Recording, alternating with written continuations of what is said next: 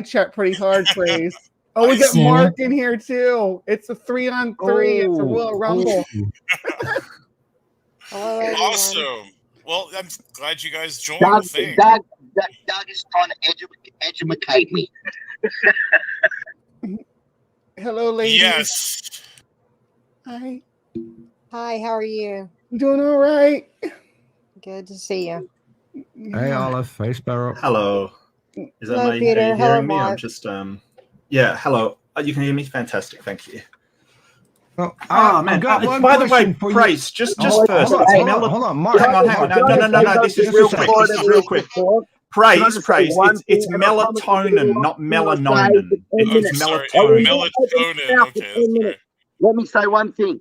If you Okay, get Jason. a 7-foot-tall, blonde-haired, blue-eyed German, right, and you get a 4.5-foot-tall pygmy from the Amazon rainforest, right, and you genetically test them, the biggest difference you'll find between them is 0.012% difference. That's a 99.988% similarity. Now that's coming from completely a irrelevant. That's completely irrelevant. So, Praise, I have one question. I let Mark go, and we now have someone who can't respect other people, so he'll just keep talking. But tell me what I did, Praise. What did I do wrong? You says I misrepresented science. No. You're not getting it. Jason, just let Praise answer and let them have it. Before this show, what did I do wrong? Before this show, what did I? I don't think you did anything wrong. What did I never claimed you did I? I don't think so. You know what? If people come on my channel and I give them a wrench, I will never take it away until they abuse it. So I'm curious what happened. We got rid of a lot of wrenches, though. It had nothing to do with anybody, and we've had to hand out their wrenches because there was a rogue mod that was hiding folks. Oh, yeah. We never figure out who it was. Huh? I'm just kidding. Yes, we think so. We think we have an idea, though. Yeah. We can't prove it though. So is it Gavin again? It's Gavin. I thought Praise that you had by accident typed in youtube.com/@PraiseIam and then got mad with me. No. Hey Mark, when you died, you said you saw nothing but blackness. How did you know you saw blackness only? What are you talking about? You told me you died on the operating table and you said you saw nothing but blackness. No, I didn't. What are you talking about? I thought we were going to talk about you were the one, and then Mark Reid, you were the one I was talking to. I have no idea what Jason is talking You've about. never ever died on the operating table. No, I don't know. What are you talking? I've never claimed that, ever. Mark Reid, you never claimed that. Jason, here's a tiny clue. If you died, unless you are Jesus, you wouldn't be here. Look, Jason, I don't know what. I've never claimed that ever in my life. If you can find a clip of me claiming that, great. I'm going to have to contact. I think it was on Standing for Truth's channel one time when he had an open channel, and we were talking about this, or it was on John Maddox's channel. I asked you about this, and you said that you died once on the operating table, so you never died. What are you talking about? It must be someone else. Jason, you shouldn't be drinking when you're watching YouTube. You shouldn't be drinking. Okay. So I've never been on a Standing for Truth show apart from debating on his channel, right? So I don't think I've ever been on an after show or anything like that. I've been on John's channel, but I said about my friend that died. He died. My friend, Jason, if you're either going to let me talk or you're just going to yell incoherently, what are you going to do? My friend died from a massive heroin overdose in a bath. He died. Yeah, well, I'm really sorry about that. I died on the operating table and I saw nothing but blackness. I never did. Look, there are people that have reported. Okay, Jason, if you're not going to let me speak, sorry. Seriously, mate, just let me speak. I have said people have reported seeing nothing after dying. I've never claimed that myself, that I've died on the operating table. Doug saw nothing as well when he died. Pitch black darkness, liquid darkness, just pitch black. How do they know they saw nothing? So they saw nothing when they died. How do they know they saw nothing when they died? I don't know. I've never claimed to see it myself.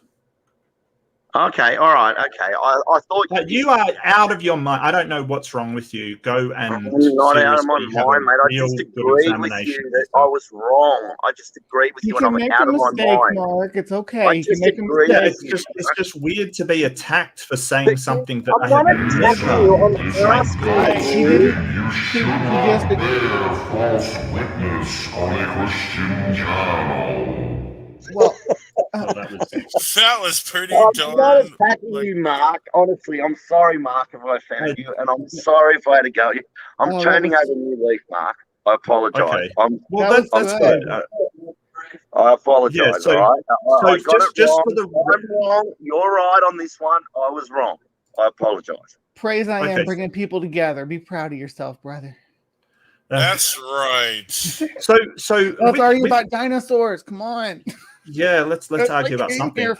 So with my clip, I think, and you sort of pointed out that Atheist Junior should have provided some context. It was, I guess, the context is anybody watching that, or at least anybody I know watching that would have been like, yeah, all of these topics. And when I pointed it out, he will bring up multiple topics one after another. I will address those topics and say, hey, here's the answer to this and this and this and this and this. And then he'll say, hey, you're gish galloping along, which is not how that works. Like, if Hovind doesn't want people to go on multiple topics, he should stop bringing them up, because that's exactly what he does. He does bring multiple. You're right about that. Yeah, I mean, but they're good points, though. I mean, to me, they're solid points. I don't think. You're right, though. If he's going to complain, and that's fine. Bring them up one at a time, right? If they're solid points, excellent. Let's break them down, but we can't address them all at the same time, right? And there are people on both sides of the arguments that do that. I do it myself, and I get excited. I'll lay down so much stuff because I start getting excited and rambling about it. I agree. You just gotta tell me to stop. Say, hold on. Well, let's break just personally, Bree, I don't mind. You can bring up as many points as you want, and I will write them down and address all of them. But the problem comes that people then accuse me of bringing up too many points, and that kind of irritates me a little, because all I've done is write down what you've said and addressed every single one.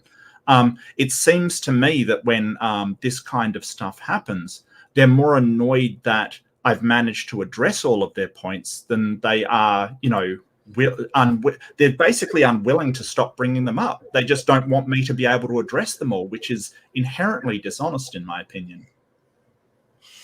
Yeah, it could be used to get people off, because they're just going to be continually trying to respond to like every one of your claims. And yeah, I agree. That is. And this isn't a theist or atheist issue. It's something. No, you're right, Brad. Yeah, it's across the board. There's people that in our camp that I don't like their method of engaging, or the way that they snowplow through what people are trying to discuss. What's the point of that? Who wants to come on and just have somebody what comes to mind is the flat Earth guy that you had on here a couple weeks back that Mark all was on here, right? You got Mark and Taylor, right? And all, and that guy's a flat earther. Wow, that's no. I'm the person in the community that she doesn't like how they. Shut up! I do too like how you engage, Peter. But Peter, if you gish gallop and someone addresses all of your points, you've just got to wear it. That's basically it. If you do bulldoze, Peter. Well, Mark, I turned 60 last year. I don't gallop as much as I used to. Okay. Well, it comes with the age. You have good days, right? Some days. I have good days where I can quick step maybe, but galloping, nah. Maybe a trot. Let's just call it a trot, hey? Yeah. I'm basically trotting. Right. We'll call it the Peter pivot instead of the gish gallop. Peter pivot. Wow, that's good. I like that. I'm stealing that. Yeah. I'm stealing that. Nice. It's not so evolution. Yes. Let's get on that evolution. Issue. So I guess what I was pointing out is we can say, hey, there's a physical mechanism, sort of physics that stops a dog from being as big as a house or Texas or whatever. Its body weight will not be able to, like, there is no organic structures strong enough to hold that kind of weight and still be, not just collapse and die. Whereas a dog the size of a flea, and that's an interesting one, because I think I speculated on this last time I went, this massive speculation that, possibly you could get it there, over enough breeding and enough selection, but by that time it would look nothing like a dog today. I mean, the only reason insects are that small was... They haven't always been. Well, that's true, but their structures are endoskeletons, and there's they can more easily... limitations to the strain capacity that chitin can withstand in growth. Now they can supplement that with calcite, but when you start getting into calcite, that's like what snail shells are made of, and you can see that when that starts to compound, it gets a little brittle. So there's size limitations just from the materials that they use for the organic compounds, right? All the proteins. And I think the smallest mammal we found out was a bat that was sort of the size of your fingertip kind of thing. Bat. Yeah, this tiny little bat. Like mammals actually get quite We small. got insectivorous bats here in Tasmania that are tiny little things that only come out for a very short amount of time a year and hibernate for most of the year. Right. Yeah, so I think I said yes, possibly a mammal could get small as a flea, but it would have to be over millions and millions of years, and you would have to select for that small trait. And that's pure speculation from someone that isn't a biologist. So I mean, I guess what I want to take up with your praise is because last time I got accused of speculating, and it's sort of like, well, of course it's speculation. Like, why ask us to speculate on whether this could happen or that could happen, and then go, oh, well, they're only speculating. That's just something you're speculating about. I don't understand. Well, yeah, I think we have to realize that, the law of monophyly, like that is something that even you guys would adhere to, right? Like there's going to be limits of what can change into something else. And, we see even with, Mendel's law of genetics, like we don't see, there's even genetic limits, not only like, let's say like anatomical limits, but there's also genetic limits. So praise, there's a way to think about this and this comes back to the dinosaur stuff too. But if you think about a population has to arise within the population. So the new genetic group has to be within, like, part of the population. Like, say there's a population of ducks, right? And then you get a population of black ducks that arise in there and start to diversify, make changes into them, but they still have to be within the group ducks. That's monophyly. It's that they're still going to be ducks, no matter what changes they undergo from this, how much their color changes, their wings change, maybe they lose their wings because they're on an island and don't need their wings to fly anymore. Maybe they migrate to an island. Something like that causes physiological changes to their biology. They're still going to be ducks. They'll never outgrow that ancestry. That's why in our system that, like, we would say that we're still primates. We're still apes. Right. Yeah, we're still mammals. The law of monophyly doesn't sort of say that it cannot change into a completely different organism. It just says that it's still classified by what it was previously. What it was before, yes. Right. So it doesn't actually mean that it can't, like, you can't have, say, a reptile like a dinosaur changing into a bird. It's just saying that bird will always be classified as a form of dinosaur because that's what it was before. It'll always be a reptile. Birds will always be reptiles. They'll always be dinosaurs. They'll always be Maniraptorans, which is where they split off from dinosaurs, is the Maniraptoran Tyrannosaurine lineages. Those split off, and that was way before Tyrannosaurus got as big as they are. They were more like the common ancestor between Maniraptorans and modern birds was probably a human-sized dinosaur, or maybe a little bit smaller. Yeah, so Dan's saying a eukaryote will never become a prokaryote. Hey, Mark. Yeah, because Mark, I just want to say one thing. I respect you, man. At least you come on these shows and you got the balls to stand up there and face us. Like, there's so many that don't. And at least you got the balls to stand up there, man. You're a man, a real man. Not a woke. I think so. Yeah. Good on you, brother. Well, at least you stand up for what you believe in. Look, I stand up for what I believe in because I know it's true, and you stand up for what you believe in because you think you know it's true, and I respect that. Oh! Well, that's a differentiation. I got a question for you. But I know it was a slight entendre. Yeah, no, I get you, Jason. No worries, no worries, mate. Jason, I got a question for you because the way you worded that, you stand up for what you believe. If you believe something, hold on. I apologize. I'm asking a specific question. I have beliefs, and you have beliefs, right?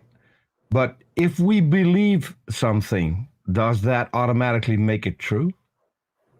Of course not. Exactly. So, what do you do to make sure that what you believe is accurate, that it's true? Because I've seen. Well, personally, I've seen supernatural things happen. Mark hasn't. And I'm sure Mark has. I'm sure there's times in Mark's life he looks after lions. He puts himself in dangerous situations. I'm sure there's times in Mark's life where he survived a situation where he thinks, I shouldn't have survived that. I shouldn't have. I'll tell you, that was God. Hold on. But that wasn't what I asked. I've seen pretty weird stuff in Wait, in are you my life. confusing me with Mark Drysdale? How do you... Mark Drysdale. Sorry, man. It's Jason, Mark Drysdale.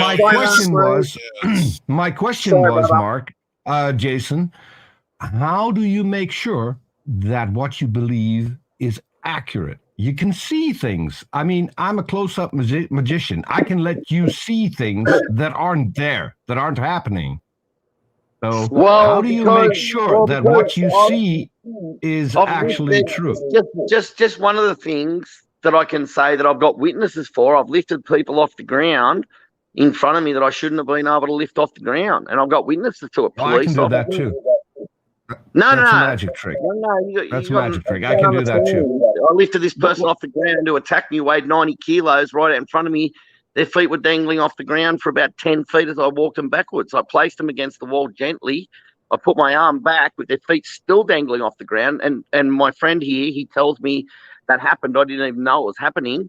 And I said, do you give up? And his shoulders dropped when I put my fist back and I held him by the throat up against the wall with his feet dangling off the ground. And his shoulders dropped and I let him down and let him walk off. So as I said, mate, I've done similar things. 20 kilograms. Now, wait a minute. Let me explain it. I can't even hold 20 kilograms. 20 kilograms is about, 2.2 pounds per kilogram. It's about 45, 47 pounds. 20 kilograms, right? Yeah, I know so how much 25, 47 pounds, something like that. I can't even hold that much off the ground in front of me. Yet I can hold a guy that weighs 90 kilograms off the ground, so his feet are dangling in midair and flipping in midair. And that happened another time with a guy, my dad's cousin attacked me, who used to be an ex-bikie. There was 3 police officers there as witnesses. He attacked me with an iron bar. And I put my arm up. Jason, I knocked the iron bar. Jason, you're not getting my question. Wait a minute. Just wait. This is what happened. I lifted him off the ground. There was a guy Hold there on. that weighed I believe you. Just let him finish. Let him finish. There was a guy there that weighed 320 pounds, and he was trying to pull my arms down. This guy's feet were dangling in midair, and this 320-pound guy's built like a brick shithouse tried to pull my arms down. I couldn't even feel the sensation of touch. I couldn't even feel it. Jason, hold on. I need to hold on. I pull my arms down. This is in front of witnesses. You're answering a different question. Off-duty police officers. Hold on. I believe everything you said. Don't think I do not believe you. I'm not saying it's of God. What I'm saying it's of God. It says, be careful what you say, call the works of God or the works of the devil. Ethan, please let me speak because you're misunderstanding my question. I'm not saying that I don't believe you. What I'm saying is, what did you do to figure out what actually happened? Or did you just have it happen and attribute it to something supernatural without any method whatsoever? Did you know what happened and why it happened? When I walked away from this, I remember this guy grabbing my arms, 300-pound guy, grabbed my arms, trying to pull them down. This guy, I had him by his throat. He was dangling off the ground. His feet were flipping in midair, and he was choking. And he was begging me to let him down, and he was trying to pull my arms down with all his weight. He weighed 320 pounds. And I had this guy out in front of me, and I was very unfit and sick at the time. And I held this guy at the ground. I couldn't even feel the sensation of touch on my arms, not even the sensation. Like this guy, this 320-pound guy was holding my arm, trying to pull me down. You're still telling what happened. Hold on, Peter, hold on. I'm just going to jump in here, Jason. He doesn't get my question. Well, that's okay, what Peter. I'm asking what did he do to figure out what happened? Peter, stop. Okay, just stop. So I want to rephrase it in a different way because you keep saying it in exactly the same way. So Jason's obviously not understanding you. So Jason, I think what Peter is asking, and correct me if I'm wrong, Peter, is how did you know that it was the power of God that did that and not, for instance, say you have an incredible propensity for pumping adrenaline and that gives you a lot of strength? Exactly what I thought. Exactly. That is an awesome question. That is exactly what I thought when I walked away. Right. When I walked away, I thought, well, all that stuff about using 100% of our minds and all that must be true. It must be true. Mate, how do you lift a 300-pound guy off the ground? The guy that weighs 90 kilograms, which is about 200 and something pounds, feels like helium balloons. And like not even any weight at all. And this 300-pound guy's trying to drag my arms down. I can't even feel him touch me. Not even the sensation of touch. You're not even getting it. And this was Did you kind of black out kind of thing? Was it kind of just fuzzy? Off-duty police officers who were atheists. So were you kind of just fuzzy? Like just say this guy's name. I can say where he lived. He lived in Port. Okay. I used to live. I can tell you where I used to live. You can work this that's out. Not really important, Jason. But if you know any Jason, you still don't get the question. By Port Macquarie, I can say that because I don't live there anymore, and that was my address. Sure. Well, I mean, but to sort of address the question, if that's what you thought, and you were kind of blacked out a bit or fuzzy in a way that would suggest it. But I wasn't blacked out or fuzzy at this time. That's the thing.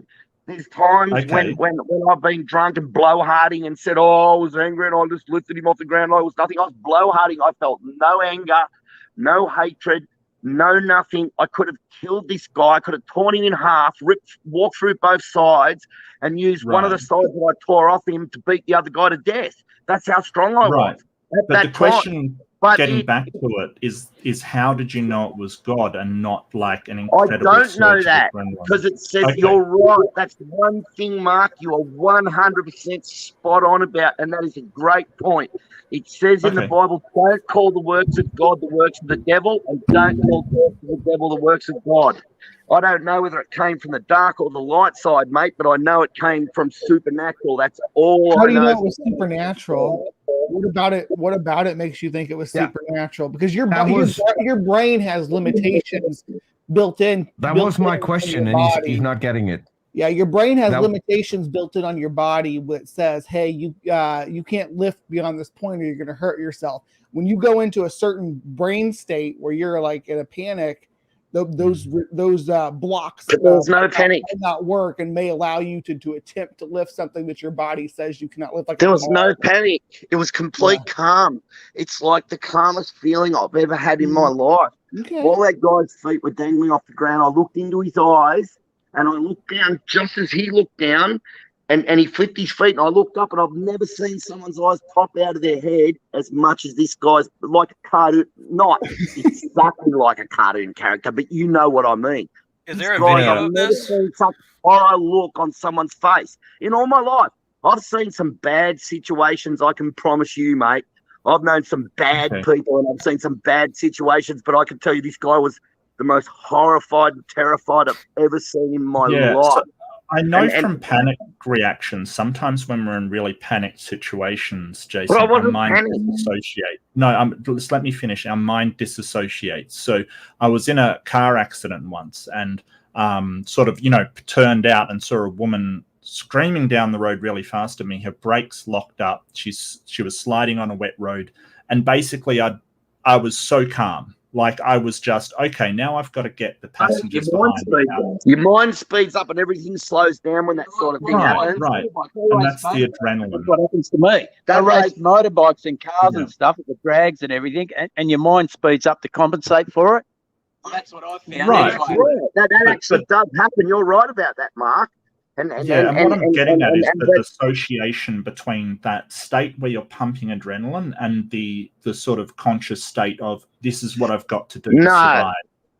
No, because I've heard of women, and I believe everyone, and I don't believe just saved people get temporal salvation. Can I jump in real quick, because it was my question and you're still not getting it. Jason. All of them. Jason, and hold on. Women that lift cars off their children or their husbands and just flip the car off. How do you think that happens? Do you think that's just their mind? Jason, you're still not getting my question. I'm not talking about things like this. This show was about evolution and about what you believe. That's right. My question, hold on. Listen for a second. Because you've been answering questions I've never asked, and you're bringing up topics that we haven't even touched on. When it comes to evolution, and you have your beliefs, what do you do? What mechanism do you have to check whether or not your beliefs are correct? Well, the Bible always says to check what happens. Still not answering my question. How do you check? Do you use the Bible? What mechanism are you using to check? Well, you call on the name of the Lord, and that's it. When you have not a mechanism. But I know not a mechanism. I understand it's not a scientific mechanism. That's right, and that's where it gets into the metaphysics, and that's where it gets into, we believe. That's like you believe a Big Bang just created everything out of nothing. You don't use that. Hold on. Time out. Jason, time out. Let's make this easy. Hold on. Let's make this easy, because you still don't get it. How did it when you take all the quarks? Jason might be drunk, by the way. Let's be aware of that. Jason, you're still answering a question I didn't ask. I'm answering your question. Now listen. No. If you take all the quarks out of every atom of the human body and stick them into one space, they will fit into a smaller space than a grain of dust. If you take all the How has that anything to do with evolution? Space from all the atoms of all the humans on Earth, you can fit them into less than a Jason, I get your passion, but you're still talking about something different. You have a religion, buddy. You believe. Jason. Well, I think can you listen for a second? Pull you guys apart. I think it's time to kind of sort of nobody's making any headway here. He's not Peter, I'm going to moderate here because I can do that. Jason, listening. He's now into cosmology. Peter, stop. Jason, stop. Jason, listen, mate, just stop for a second. Just a second, okay? So, Peter, you're not accepting his explanation of a mechanism. Now, that mechanism may be completely nonsensical to you, Peter. I get that, right? But that is what he's trying to describe, and that's okay. He's saying he's not using a scientific mechanism. Like, if just because you don't agree with it doesn't mean it's not something that he's not allowed to appeal to. What I wanted to point out is a simple thing to show him that isn't the mechanism that he's using on a daily basis. If you cross the street, you don't go to the Bible and see, and you don't ask God whether or not it's safe to cross the street. You use a mechanism to make sure that you make it across the street safely. Do you have any kind of mechanism like that when it comes to learning?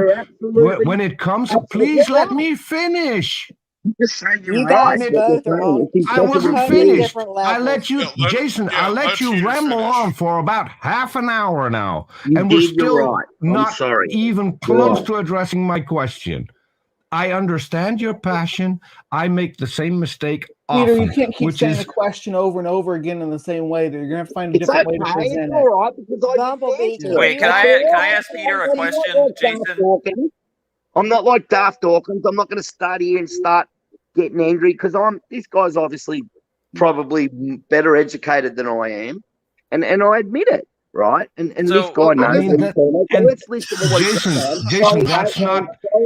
That is not something that is a bad thing, because not being educated can be cured by education. So it's not a problem whatsoever. Okay, Pete. Stop over-talking me! Why you over-talking me? Why you over-talking me? Why?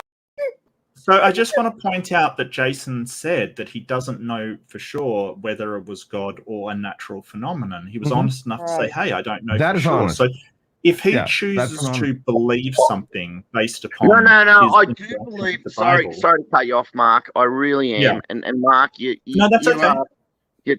I do believe it's a supernatural phenomenon that happened, but I can't prove it. And I admit that he's right.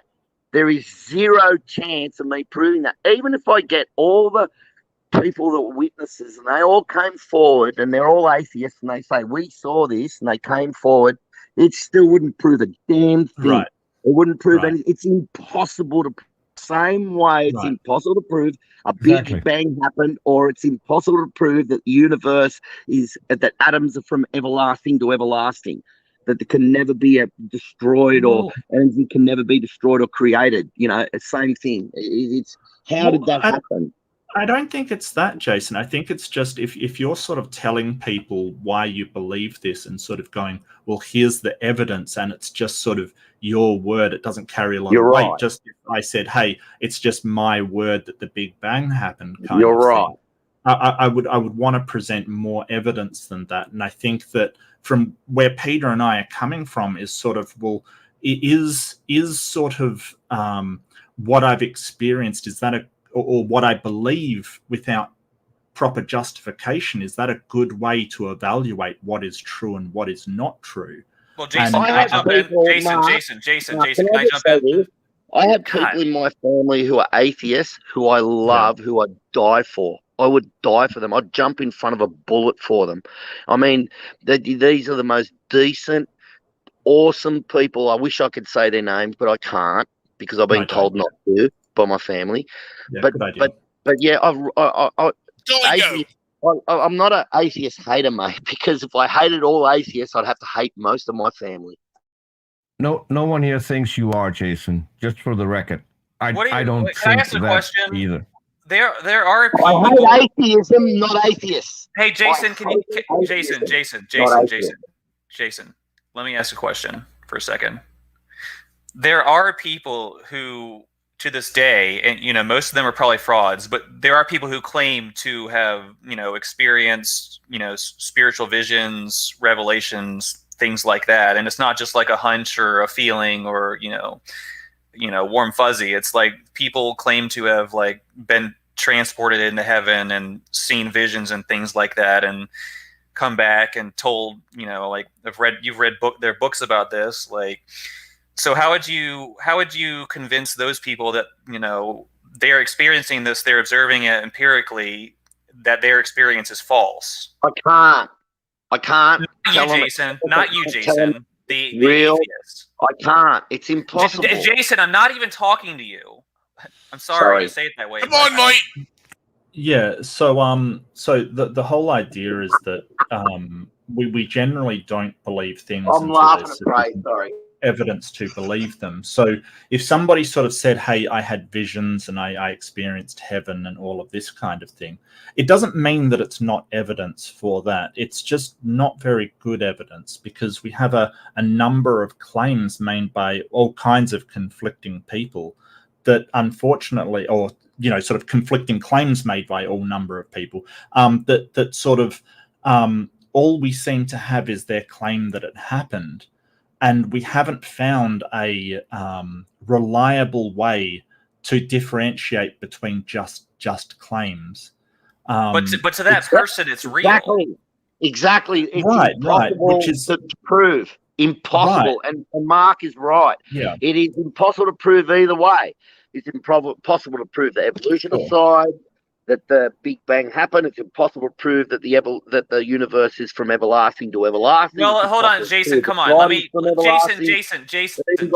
You're really going off on tangents, man. You're going off on. Let me say this. Sorry. So let's say, obviously a vast majority of these people are probably going to be frauds. I would agree with that. But let's say that, a small percentage of these seem to be particularly sincere. Am I irrational in believing or listening to these people and thinking that what they're saying might be true? Yeah. The reason why is because, like I said, people make competing claims. Not all of them can be true. The only people we have found with any definitive sort of evidence is the ones that have found out to be frauds. We've never found definitive evidence of the supernatural, at least not in a reliable way that can be outside of anecdotal evidence or possibly sort of evidence that's not reliable. Hey, Mark, so what we're kind of saying, I'm going to put this link. And I want everyone. Sure. Put the link down. I'll just a second, Jason. I'm more than happy to have a look at it, but I got to creation or evolution. It's got zero to do with creation or evolution. It's got to do with saving lives. I just recently had a friend of mine from overseas who was saved from a cancer they were told they had absolutely zero chance of surviving from, and they survived it. I'm going to put it in the link out and kill yourself. Sure. Love you guys, whether you be atheist or whatever. I love you all. Everyone, you're my brothers. Okay, so stuff like this, we kind of go, okay, well, when it can be demonstrated to be true, that's the time to believe it. Basically, that's the skeptic's approach at it. So if you are to say apply everything intellectually consistently, it means that if you're going to say, hey, if there's a ton of people arguing the same thing, we're going to assume that some of them are actually telling the truth. And not only that, but they're not mistaken, they're not delusional, they're not sort of have an erroneous view of what happened. We would have to do the same with every single group of people out there, like the people that believe in UFOs, like the people that believe in Bigfoot, like the people that believe in Atlantis, like the people that believe in flat Earth. There's a ton of these things where we'd have to go, okay, well, we're going to accept them. And moreover, they would be competing claims. So if we're just going to, take it on, people believe that Atlantis was in the middle of the Pacific and people believe that Atlantis was somewhere in Africa, we would have competing claims that we're believing because of the small percentage we think that are right. So what Peter is getting at is the methodology that you're sort of proposing as, well, let's believe it based upon all these people saying it, ultimately leads to conflicting conclusions. And that's why we don't use it. Here's a problem I had, and I actually agree with everything. I think it is the wisest course to take is to not believe it until there's empirical reason to do so. The thing is, when we're talking about matters that are beyond our ability to observe with our sense perceptions empirically and things like that, we can't use the scientific methods, so we do kind of have to rely on anecdotes and testimonies and things like that. So when we look at the idea of prophecy, we can see even biblically there are all kinds of people who were talking about being prophets, but God is just saying these people are not real prophets, they're lying to you. But it was that one that was like, this is the one who I've chosen, and test him and do what you need. So you see what I'm saying? We can't always just use empirical science and things like that to verify claims. Yeah, I'd like to ask Mark a question. Sure. Is evidence purely empirical? Well, see, it depends what you mean by empirical, because a lot of people sort of use it in a philosophical sense. I generally do, meaning of the senses. So empiricism is basically saying that it's sort of the opposite to rationalism. Like, it has to come from the senses, because anything that we have in our mind could be imaginary, essentially. So I get empirical, but just being empirical, i.e. of the senses, kind of isn't enough. So when we're talking methodology, empiricism is one of the things that I would say is necessary for a good methodology in judging what is true, but I wouldn't say it's the only thing, because I can see a mirage, say I can see water, and in Australia it's so hot you see it on the road all the time. It looks dead like water. You would swear that it's water. It's not water. It's the way the light and heat is refracting the sun back to you, and it looks like a reflection on the water. It's not. So that is empirical evidence that there's water there. But there has to be more than just empirical evidence than me seeing it. I've got to actually go and check it out, basically. Your senses can deceive you. I mean, that's been proven many times. Oh, absolutely, yeah. Optical illusions are a thing, you know. They can be deceived very easily. So, like... Guys! Hey, Jace! Good to see you, Mike! Hello. It's been a long time. Howdy, Jace. Hey, Sparrow. Hey, Olive. Guys, Hey, I've got a question for Mark, and that is, I've got a question for you, Mark. Yeah, sure. You know, things in God and things that have happened in spiritual encounters and experiences, what can't be understood with the human mind is actually beyond argumentation. Would you agree? What cannot be understood is beyond argumentation. I suppose it depends what you mean by argumentation. I mean, we can sort of make hypothetical situations that can't be understood, like a square circle or something like that. I don't know, but what you mean by argumentation? Is it worth? Well, when I say argumentation, I'm talking about debating. I'm talking about trying to find facts, trying to find evidence, and trying to find proof. That's what I'm talking about. Well, I think that the whole idea is that there's a lot of things we now understand that we didn't understand in the past. There's a lot of stuff like sort of people at one point thought that bumblebees couldn't fly because of the way that their wings were, and they didn't understand it. And now we do. It's a sort of a circular pattern. It's a link to Bree. She does amazing work on bumblebees. So there's a lot of things that we didn't used to. I mean, at one point we didn't. Lightning just could not be understood, right? We just did not understand it, but that doesn't mean we can't understand it in the future. So the problem I'm talking more about the things of God. Yeah, I mean, how can you argue? How can you argumentate or even debate the things of God that you can't understand? What happens then is it becomes about ego, and it becomes about the need to be right.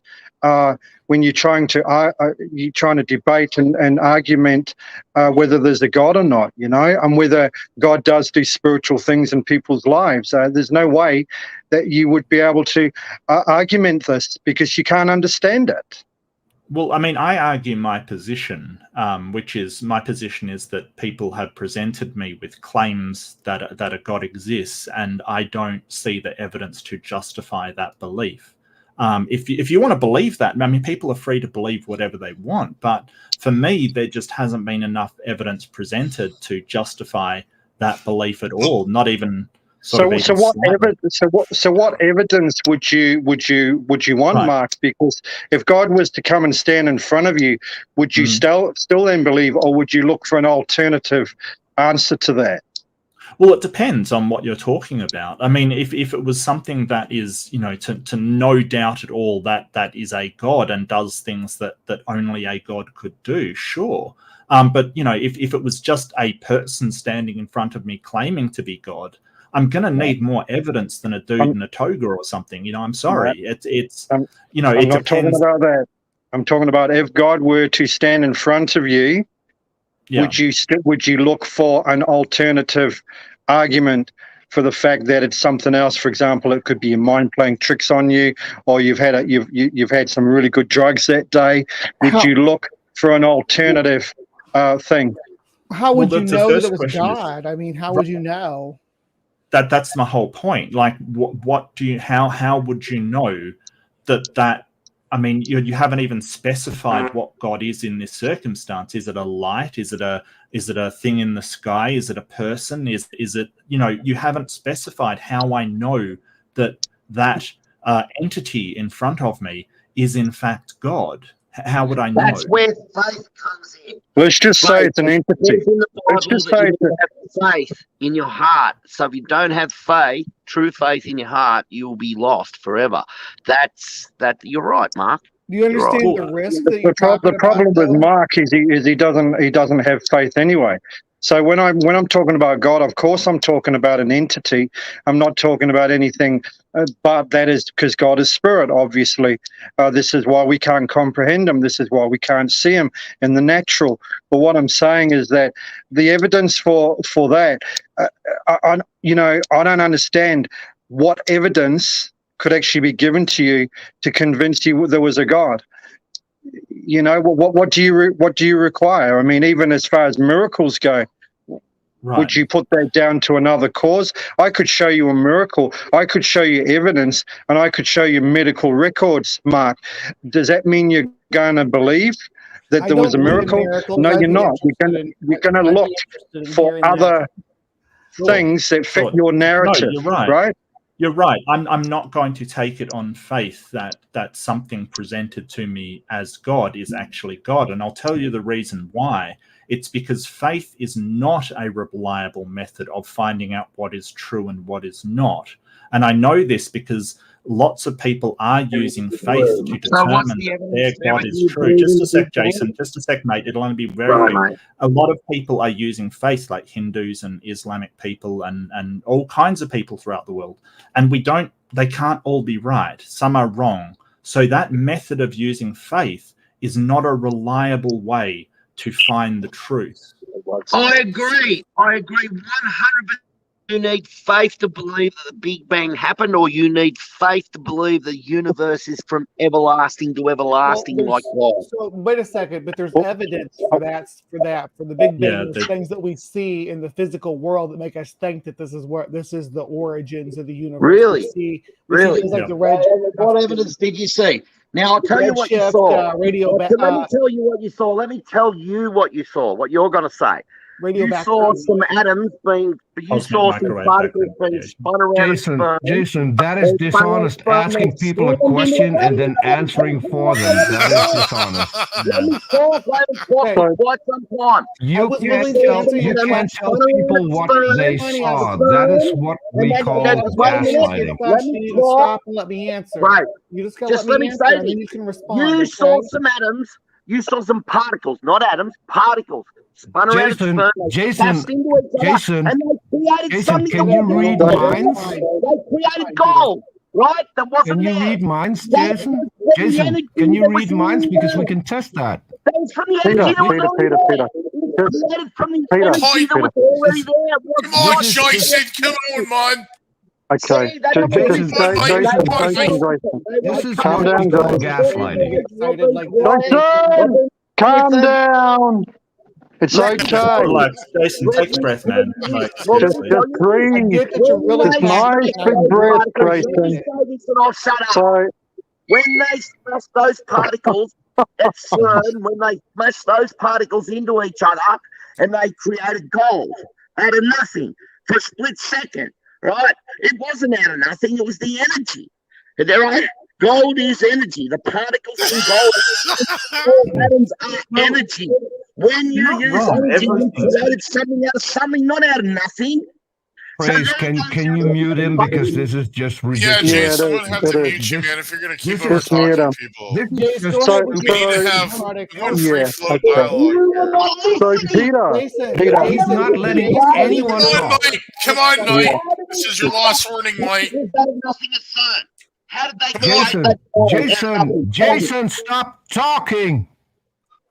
So wow, let Jace is he drinking? Is he drinking tonight or what? Because it's not about drinking, mate. How did they create those It's not about drinking. It's about shutting up and asking people a question, letting them answer and not answer for them. You're being dishonest, Jason. Stop doing that. Gone. So, Jace was in the middle of a product question line with Mark, and there was clarification about something, wasn't there?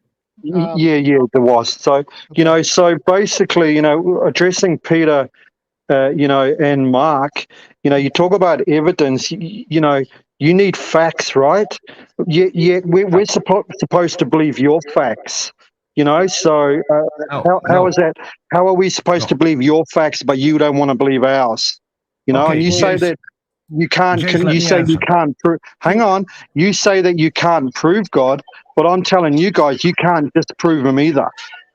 No, okay. I agree. Well, no, we I can't agree. disprove them. Jace, I agree with that. One thing, ever since you joined, I wanted to say this. I need to apologize to you because you guys are avoiding it. What created the? Oh no! Praise, please.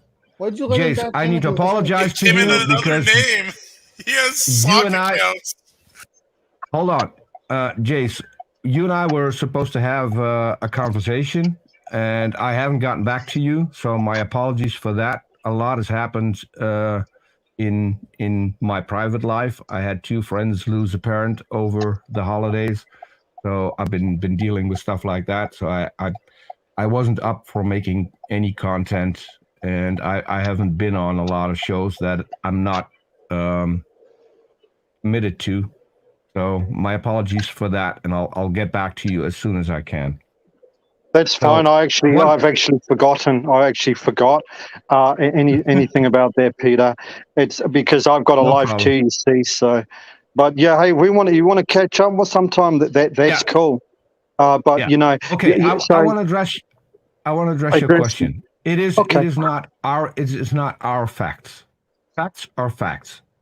The facts are the same for everyone on the planet. If I look at your picture, it's a fact that there's a dog in the picture, probably in front of a green hedge with a little bit of sky showing. That is a fact. That is a fact for everyone on the planet looking at that picture, right? So it's not about we having facts and you having facts. It is the way how you approach facts and the method you use to determine whether or not they are actually facts. Okay, I see it very different because if you want to make a claim on something, then you need to have facts to back up that claim. Okay, yes. And if you want to, and also not only do you have to have facts, but you need to be able to observe those things. There needs to be observable evidence for something, for a fact to be in place, right? Yes. And I don't see that in the atheist community. I see you reading from textbooks, from your favorite professors, from things that you've read online, and you come up with these conclusions that you've never observed for yourself. Hang on a minute. Yet by faith, you take these peer reviews, these scientific papers, and your favorite teachers, and you take it all by faith that what they're saying is correct. No. You do. You said the correct word there. Peer reviewed. What is peer review? Can you say in your own words what peer review is? Well, I know what peer reviews are. It's people getting together and reviewing. Review. Well, he's trying to answer, Peter. Let him answer. Okay, I don't even know what this has to do with what we're talking about here. It's important. That's why I asked you to tell me what you think the peer review process is. What happens? I don't need to. I know what the peer review is about. People getting together and reviewing facts and reviewing evidence and coming up with a conclusion collectively. Collectively, they come up with a conclusion. And they come up with facts. No. Do you know what peer review is? A scientist will do an experiment or whatever. What are we talking about exactly? Right? I know this. I know that a scientist will do this. Jace, I wasn't finished. You're begging the question, Peter. It's not what I'm asking here. I want to explain to you what peer review is, because you got it catastrophically wrong. Hello, Brace, by the way. Scientist, hold on. If a scientist publishes a paper, right? I've read peer reviews. I've read peer reviews. Don't tell me I've got something wrong when I've read peer reviews. Please, maybe I can clarify. I'm explaining. Clarify, Mark. You know what I'm saying. You know what I'm saying. Jace, please I don't know let what me he's trying to do. finish. Peter, let Mark Please let me finish what Jace is saying. Mark, you got the No, I want to get out. I want to get out what I was trying to say. Let Mark have the floor. The peer review process is when the scientist publishes a paper, other scientists will try and debunk that paper. They will try and find every single flaw that they can find within that paper. The moment they can't, that is when it becomes peer-reviewed, and that is when the paper gets published and becomes consensus. So what they're trying to do is attack every single scientific paper the best they can. And we can ask, now you can ask Mark and Bree whether or not my definition is correct. Okay, so rather than what's going on about definitions, I'm not disputing your definition. I was just explaining what I've seen in peer reviews. And of course it's about debunking. Of course it's about questioning the facts and questioning whether those things and whether they can be questioned and whether they can be, whether they can be analysed as being something other than what they are. I understand this. I understand what a peer review is. That's why it's a collective thing. It's a collective consensus. And that's what I said, Peter. So don't turn around and try and discredit me that I don't even know what a peer review is. It's not a bunch of people agreeing with each other, though. That's the. Well, we're getting right off topic here. Jace. It's the opposite of people agreeing. Getting right off. Going right off. What were we talking about? Sorry, Jace, I want to turn your mind away from the idea of they collectively get together, because that's the sort of the opposite of what happens. It's a bunch of scientists will do it individually. They will try to replicate what they've done individually. Well, they don't get together and agree on it. I'm not saying they get together. I'm not saying they get together and agree. I said it's a collective thing. So there's many people that get together with this, but not together as in together, but together with the peer review. Okay? It's not. They go off and do it. Like they pull it from the library and say, "This looks like BS to me. I'm going to read this and find and make a report on how it's wrong." And then they either make a report on how it's wrong or a report on how it's right. So, but the goal, they don't get to add anything to it if they think everything's right about it. They don't get to put their name on it. But if they add or take away anything from it, they get to add their name onto that paper. Well, I mean, and peer reviews can be, and not just that praise, but peer reviews can be biased anyway, depending on the people that they're getting. Yeah. Let me just say something really quick with that. No. Hold on. There's something called the false consensus effect.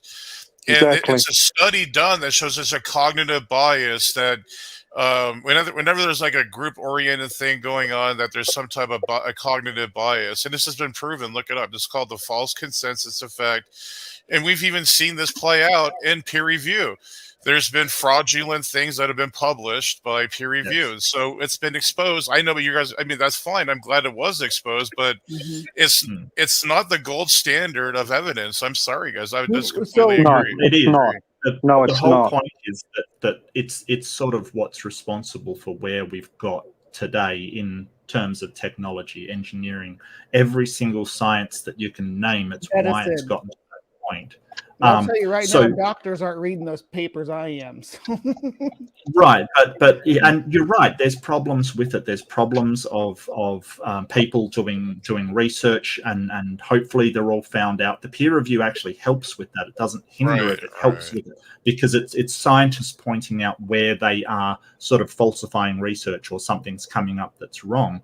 But it is the best methodology we have to date. If there's a better methodology, you would somehow have to prove that that's more reliable than the scientific method. I can guarantee that it's not faith. It just isn't. Well, I would say that, debate is probably the best way to do that between both sides, and then both sides can bring the evidence out. There's not just two sides to most topics, though. It's not the world's not a dichotomy. No. I mean, there should be some type of, discourse. I think discourse is the best way to do it, not just like private stuff and like behind the scenes, like it's in the dark. Like that's just not how science is done. That's not how it happens either. That doesn't happen in the dark. Most of this stuff I prefer discussion over debate. Available publicly. This is discussion, I think. Most of the stuff available, and you can actually you can review something as a layperson. You can go in and pull an article and do a review on it. And there's nothing saying you can't, nothing saying that your opinion on that review or your assessment of it has no value. But no, there's only selected scientists who do peer review. Are you saying any Joe can come in and review some of these papers? Yeah. There's just no way. No, they've got to have prerequisite qualifications to do this. And what Praise was saying was right. There's a bias because there's a selective pool of people that are doing these peer reviews, and it's not looking outside the box. So of course there's going to be bias. And what Praise said has been proven. So it's not an accurate form of evidence. I mean, as far as I'm concerned, we know what scientific experiments are, and the evidence is that they can be observed, and that's the proof. There is that you can observe something in real time, and everything else is conjecture. Everything else that you read is not good evidence unless you can observe it and prove it. Well, let me put it this way, Jace. Let me ask you a question. What is your field or job or your training in? What do you consider yourself proficient in? Everything. Everything. Absolutely everything. No, not everything, but computer tech, environmental science, building, electrical, plumbing. Just let's pick your poison. Yeah. So do you think the best way to implement, say, a networked system or some kind of computer implementation is to discuss it among the general public and then tell you what to do in your job? Absolutely not. Right. You would expect that that's left to the people who are trained in IT and network implementation and coding and things like that to be able to come up with a implementation of a computer system that will best fit the circumstances, right? Okay, let's simplify it a little bit more. Let's look at like electricals, okay? When I do electrical work, okay, and let's say that I plug, I put a plug on some cables. The evidence is that when I plug something in, that it's going to power an appliance. That is the evidence. That is the observable evidence that can be seen, that the appliance will turn on. So that is the evidence. But no, until I do that, there's no evidence that that's actually going to work. Well, there is. I mean, you've had a long history of observing that when you do plug something in, then it does provide power if there's a power source, etc. Not if there's a light bulb. There's still no evidence the cable might be damaged. The RCD switch might be a problem. The appliance might be faulty. There's different scenarios there. Sure, absolutely, but there is evidence to say that is what generally happens when you plug something in. That's the whole idea of induction. There are always exceptions to this, so we can find out that, hey, if we plug something in and the cable's damaged, then it won't turn on. That's induction too, because we have evidence of plugging stuff in, finding the cable damaged, and it doesn't work. That's how all of our stuff is built up over time. It's when we do these things, we get a consistent result, and then we can point at the cause behind that result because of induction. That's the entire scientific process. Just observation. No. The scientific process is, will it work? It either works or it doesn't work. It's either observed to be working or it's observed not to be working. That is the evidence right there, right, Praise? That is the evidence. Well, first of all, induction is the weakest type of evidence. It's actually abduction and deduction are way stronger evidences. So abduction is probability. It's not stronger than induction. Well, it's parsimony. It's the most parsimonious type of evidence out there. Yeah. Okay, you've lost me.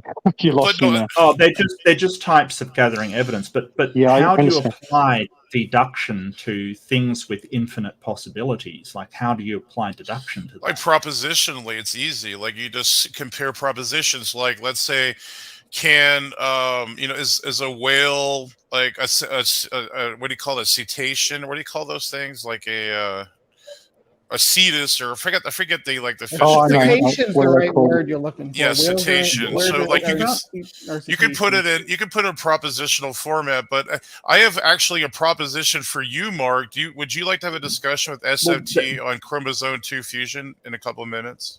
Then do so. Yeah, sure, no problem. But like, go back to your deduction. Like, if you're talking about, like, just to take the example of you plug in a power and it doesn't turn on. If you're looking at what the reason for and try to do it deductively, and you're eliminating all possibilities whatsoever, you're going to be there forever trying to eliminate aliens and eliminate rays from space and eliminate. You can't use deduction for the type of thing that you're talking about. It's impossible. Well, obviously, it depends on the proposition, though. I'm sorry, go ahead. Absolutely, yeah. Well, I was going to say, obviously, there's a set process that you go through to come to a conclusion on why something's not going or not working the way that it should, right? There's a set process. Right. And that's sort of coming up with a hypothesis and saying, hey, can we falsify this hypothesis? It's not I wouldn't say it's a hypothesis, because it's actually it's actually observed. Like, for example, in computing, when I'm doing computing and I'm building a computer and something doesn't work, then there's a process down the line that I go through to get to a point where the computer's actually functioning the way it should. Okay, troubleshooting. So I'm not looking for gremlins in outer space, or I'm not looking for for anything like that. I'm looking for a set process that's been put in place to come to that. That's my point. But if that's my point, Jace. You're not letting praise talk about dinosaurs. That's the same. You're not looking to deduct every possibility. That's my point. You just made my point for me. But Mark, you're looking at induction. Like that basically, if you're saying, hey, my computer's not working, is it the power source? You go and replace the power source. It still doesn't work. Well, it's not the power source. You've falsified one hypothesis. And that's induction. You can say, hey, because we have experience in the past where if we replace the power source, then it must work. That is induction. I would say deduction, but yeah, that's what I would say.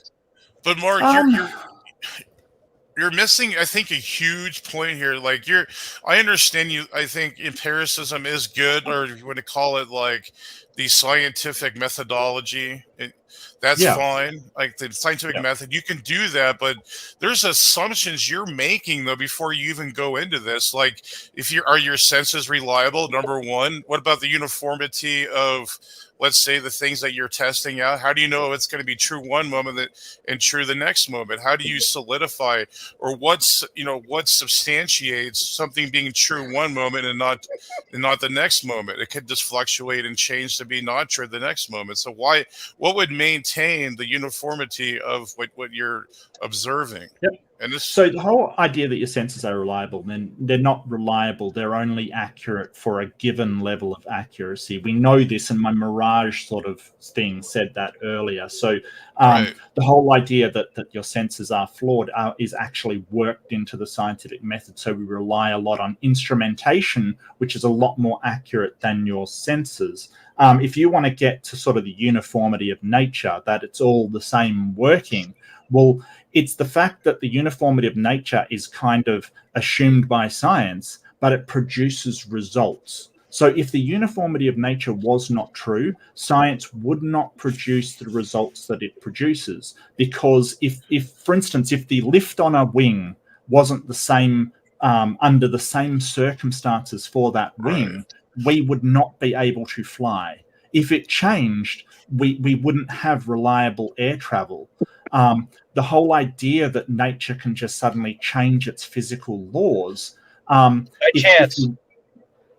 But if you want to believe that, you're missing the pink elephant in the room, though. So you need a metaphysical framework to give to support your position, because what metaphysic could you even appeal to that would maintain uniformity? There's nothing in something to maintain. I don't understand what it needs to make. Are you talking about physics? I'm not talking about metaphysics. We're going into metaphysics now. If you're talking about foundationally what makes physics uniform, then you're just talking about ultimate reality. The reality of the cosmos would provide these stable laws. And if you're asking why they're that way, I don't know. But that is not even what provides the foundation for them. I'm saying you're assuming they are the laws of nature. I'm not assuming anything. You're assuming that they're natural. That what grounds all uniformity of nature. We observe that nature follows laws of physics, right? Like chemistry and all that. It's physics. We observe that. That's an observation. But you're missing. That's not metaphysics, really. That's physics. We need something. And you're saying that physics is tangential to metaphysics, and I want to see that. Where is that connection there's that requirement that we have to have this metaphysical grounding to our reality? We're talking about epistemology, the truthity and falsity of something. You need to supply something. If you're going to say it's not God, then tell us what supplies the uniformity of your epistemology. Been listening to Darth Dawkins recently? I know. It's sort of, but I don't want to be a dick like this. I'm going to let you guys. No, I get you. Yeah. So my answer is absolute reality. So there's nothing in physics that says, hey, reality is a thing, kind of thing. We can't put it under it is metaphysical. But if you're a naturalist, and I'm not technically a hard naturalist, but all you have to do is sort of link it in with the absolute reality, not my apparent reality that I'm seeing, but the absolute reality of all that is. And that is, and look, and just to throw you a bone, Praise, and sort of acknowledge it, absolute reality may be that there is a God, but I don't see any reason to believe that. At the same time, I can't access absolute reality because of what you're talking about, hard solipsism. I can only access my apparent reality. But if you don't think the apparent reality that you see is real, then why are you even talking to us? Well, no, we're not. Well, it's not real like the way you're looking at. It's not real in a materialistic way. And we can even. I could just give you guys so much, or the scientific citations on how much reality is like a virtual reality and all this and that. I mean, that's pretty much across the board. You're I look at it like this. There's no way that we can comprehend absolute reality because of our plane of existence, and we don't know what other planes of existences they are. We don't know what other dimensions they are. We can only state what we state from our reality. So it's not even absolute reality, because absolute reality is absolute and is truth in all things. So you can't even state anything to be absolute reality, and you can't use that as an argument and a point because you just don't know, and you'll never know. So I'll demonstrate how you can know that absolute reality exists. Okay, and do make this distinguishment, people. I make no claim on what absolute reality is. I only have to presuppose that my apparent reality is a reality, is the absolute reality. If I didn't, then why would I even be here talking to people that are illusions? But for your question, Chase, we have to on our reality. But for your question, so because thoughts are there, right? I have thoughts, you have thoughts, presumably. I'm sorry, I'm just twisting. I'm sorry. Look, because they're there, something must be. Something, either to receive or send those thoughts. There has to be something. Now, I'm not saying that's me. I could be part of a simulation. I can't say what an absolute reality could be because of hard solipsism. Hard solipsism is like the matrix problem. How do you know you're not a brain in a vat? How do you know this is... Well, let me help you out, Mark. Let me push you in the right direction, though. Let me finish. Let me finish. Well, let me finish. It's just because thoughts are, then an absolute reality must exist. It has to. Yes. It does. Yes. I agree. That's something is called memory and water. That because water remembers things. Well, so it's actually. Yeah. Sorry, Praise. Go on. You know, I was just saying, Mark, we're pushing the right direction. It's called contingency, the PSR. And if you keep on going along with it, you can't have infinite regresses. They're fallacious. They're erroneous. So if you go down to God would have to be the minimum requirements for anything to exist because he's pure actuality, not potentiality. You can't appeal to anything potential. And everything in the universe is potential. It doesn't matter what atom, what multiverse you bring up. It's potential. So there you go. But you haven't demonstrated that reality to be a god. It could just be a state of being, not being as in an agent, but just being that causes all of that. Can I ask Mark a question? Mark, can you just finish? Can you show us an example of absolute reality that you're talking about? Because you just said that you can provide an example. He doesn't believe in absolute reality. He just specifically. He did say he could provide an example. Yeah, I said I would demonstrate how you could tell that it exists. Yep. So how do you tell that it exists? I just did the demonstration because you have thoughts. Do you have thoughts? Yep. This is our reality. Yep. And your thoughts can have sub-thoughts too. Yep. It's our reality as well. Must those thoughts be received by something or come from something? Yes. Yes, then something must exist, right? Well, your thoughts can come from your own organic brain.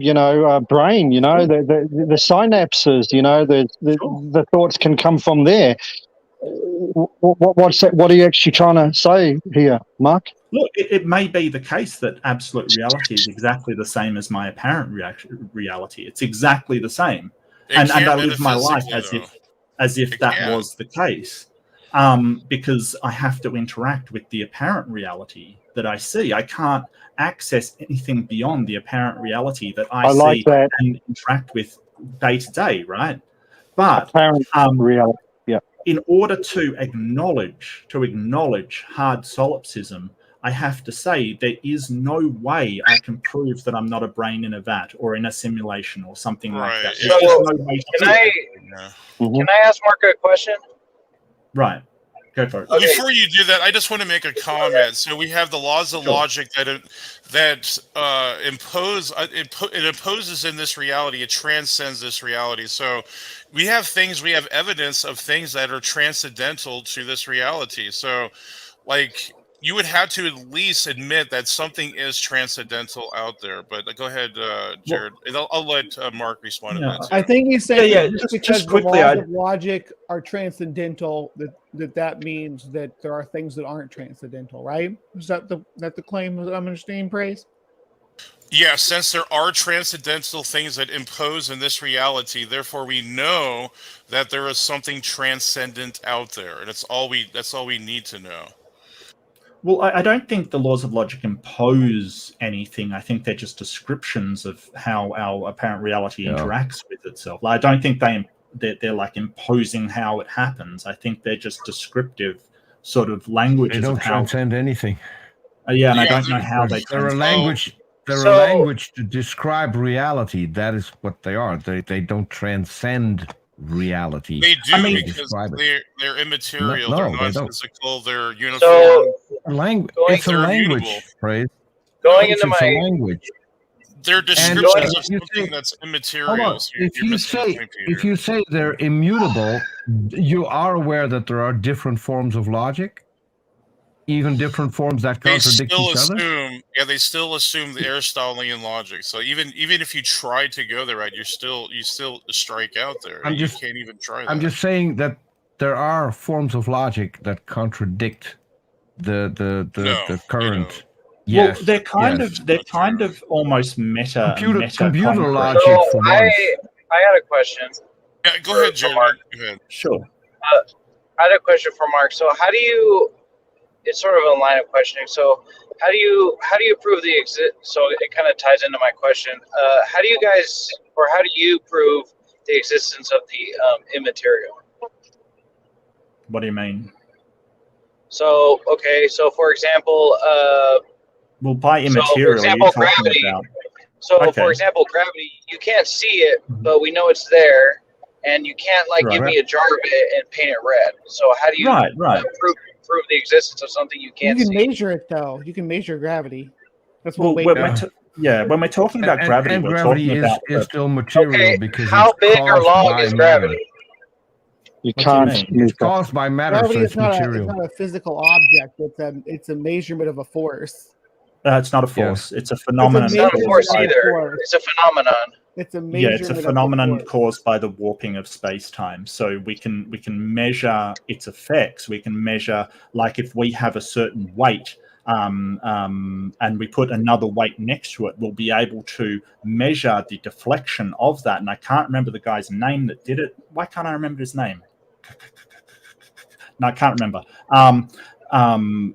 But we can measure its effects. So it's sort of like asking, how do you measure the gravity? It's like by the different parameters of space and different physical attributes that things have. So we can measure. You still appeal to a non-physical force, though. Well, it's not a force at all. It's a phenomenon, and it's an acceleration. Bubbles. I just want to answer that first thing. And the physical effects is the bending of space-time. What we're describing is the effects of that bending, not a force itself that's causing it. So when we say, hey, space-time... I'm sorry, I didn't understand any of that. But you can't tell me what it looks like, how tall it is. Of course not. How wide it is. No, Mark cannot say it exists. No, Mark cannot say it exists. So when gravity exists, the phenomenon exists. I'm not. No, you're saying the phenomena exists, but you can't say gravity exists. You cannot say gravity. gravity. You see that gravity. No, you can. You're not listening. Gravity.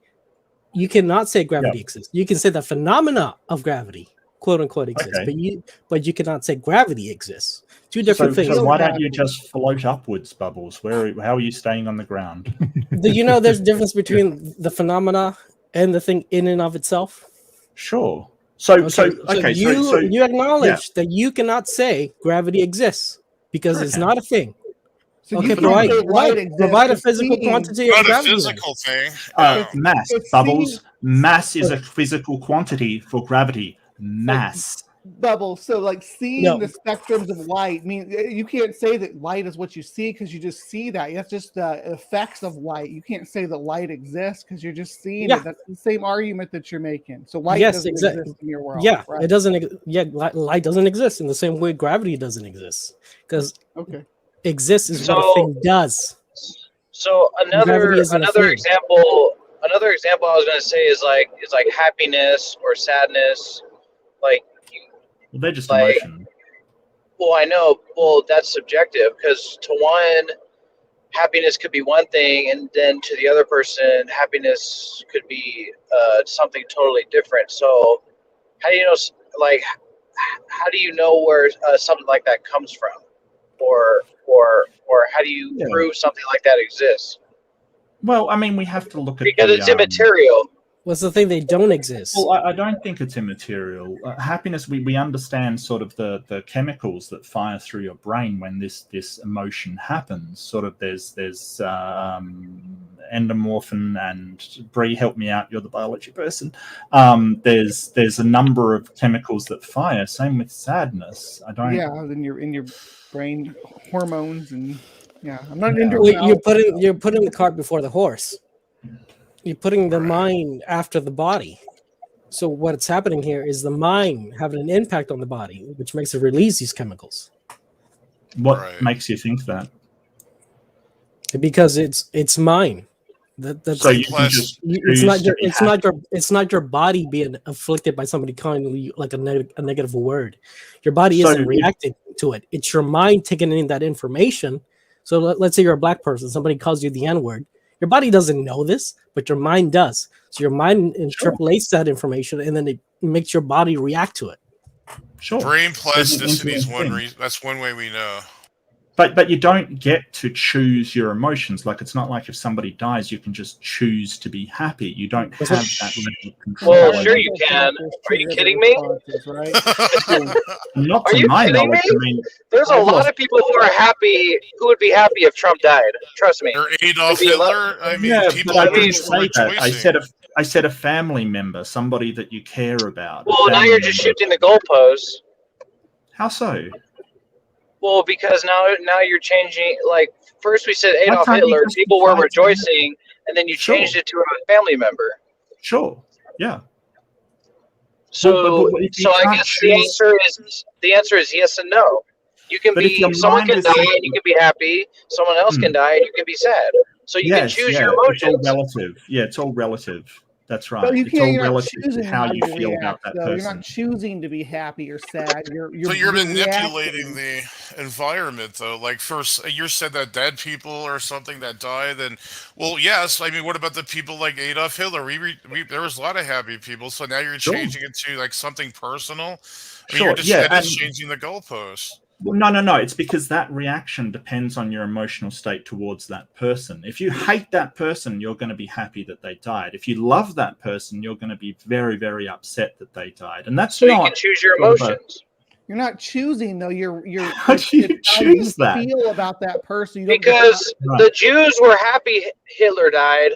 The Nazis were sad that Hitler died. They chose different emotions. They didn't choose that, though. They reacted with those emotions. It's a reaction, not a choice. No, it's not monkey see, monkey do. Like, I think that's so ridiculous. Well, I don't think it's that simplistic, but there is, this entire idea that your mind is something, that controls how your emotions work is just wrong. It's just, you don't start with your mind on emotions. You start with your current emotions. The mind gets input into that, and then it sort of comes out with another emotion based upon the new parameters that have been put in and the current state that you're feeling. It's not a simplistic, because your mind is greater than your brain, you just get. No, that's not how anything works. It's not impulses. Like, we're not our mental states are not reduced to impulses, and I think that's what you guys are doing there. I don't think so, because I mean, yeah, your conscious mind definitely does have input into it, and we know this because environmental factors too, that you may react different under other environmental stressors than you would under this. So there's going to be external forces at play too. There's so much at play to the psychology behind an emotional reaction that we couldn't begin to crack that egg just in this little panel that we're having here. It covers so many fields of science and psychology, sociology, just how you respond to death, even, and from one culture to another might be different just by how you were raised to react to it. So you can condition someone, but they're not making I wouldn't say they're making the choice. They're responding to social conditioning.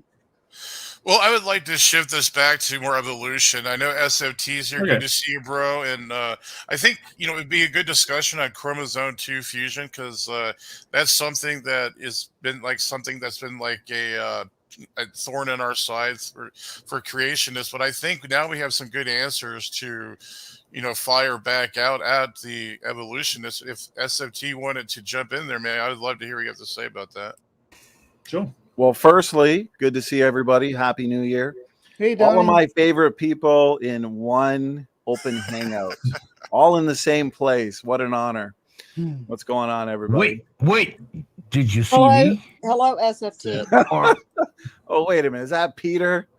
Okay, so therefore, let me see. Yeah, I was just correcting you. It's not my all favorite people. Just saying. No, you know what? Your shades and your hat make you one of my favorite people. Very very cool swagger there, Peter. Yeah. Oh. So where's the man of the hour himself, AJ? I thought he'd be joining to discuss the review of Kent versus. I can send him a message if you want. That is a good question. I was wondering what the he title was watching of the video earlier, was so about. It is kind of late, though. It's possible that he's got something else to do because he was watching. Isn't it 2 a.m. over there? No, you guys are correct. Yeah, it's almost 2 a.m. Oh, the party is just getting started. 2:30 in the morning. Baby. Final coffee of the night. Mark, you're in the future, so it's got to be like, let me take a guess, one in the afternoon or something for you. A couple of hours off, but sure. Okay, close enough. Yeah. So I missed, I think, most of the conversation. So I did catch the portion where you guys were talking about the peer-reviewed literature, I think, as it applies to evolution. Correct me if I'm wrong. And okay, and so I guess I would argue to give us something to talk about, probably for the next 5 hours.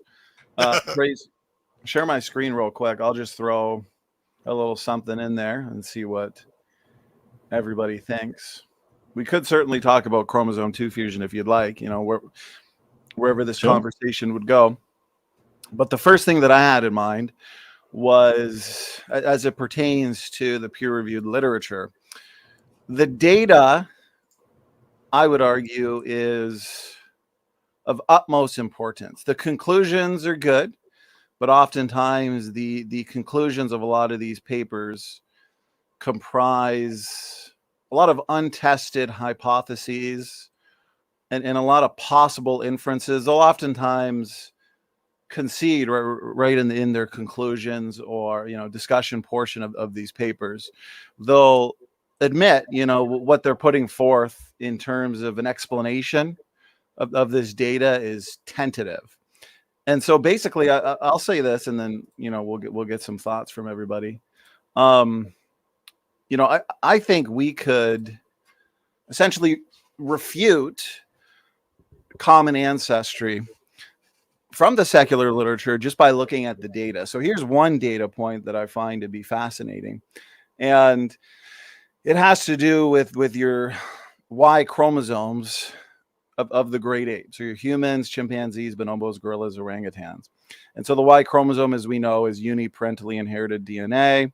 It doesn't experience recombination, and so you're not going to get the shuffling of DNA variety every single generation. And so it should more or less be stable.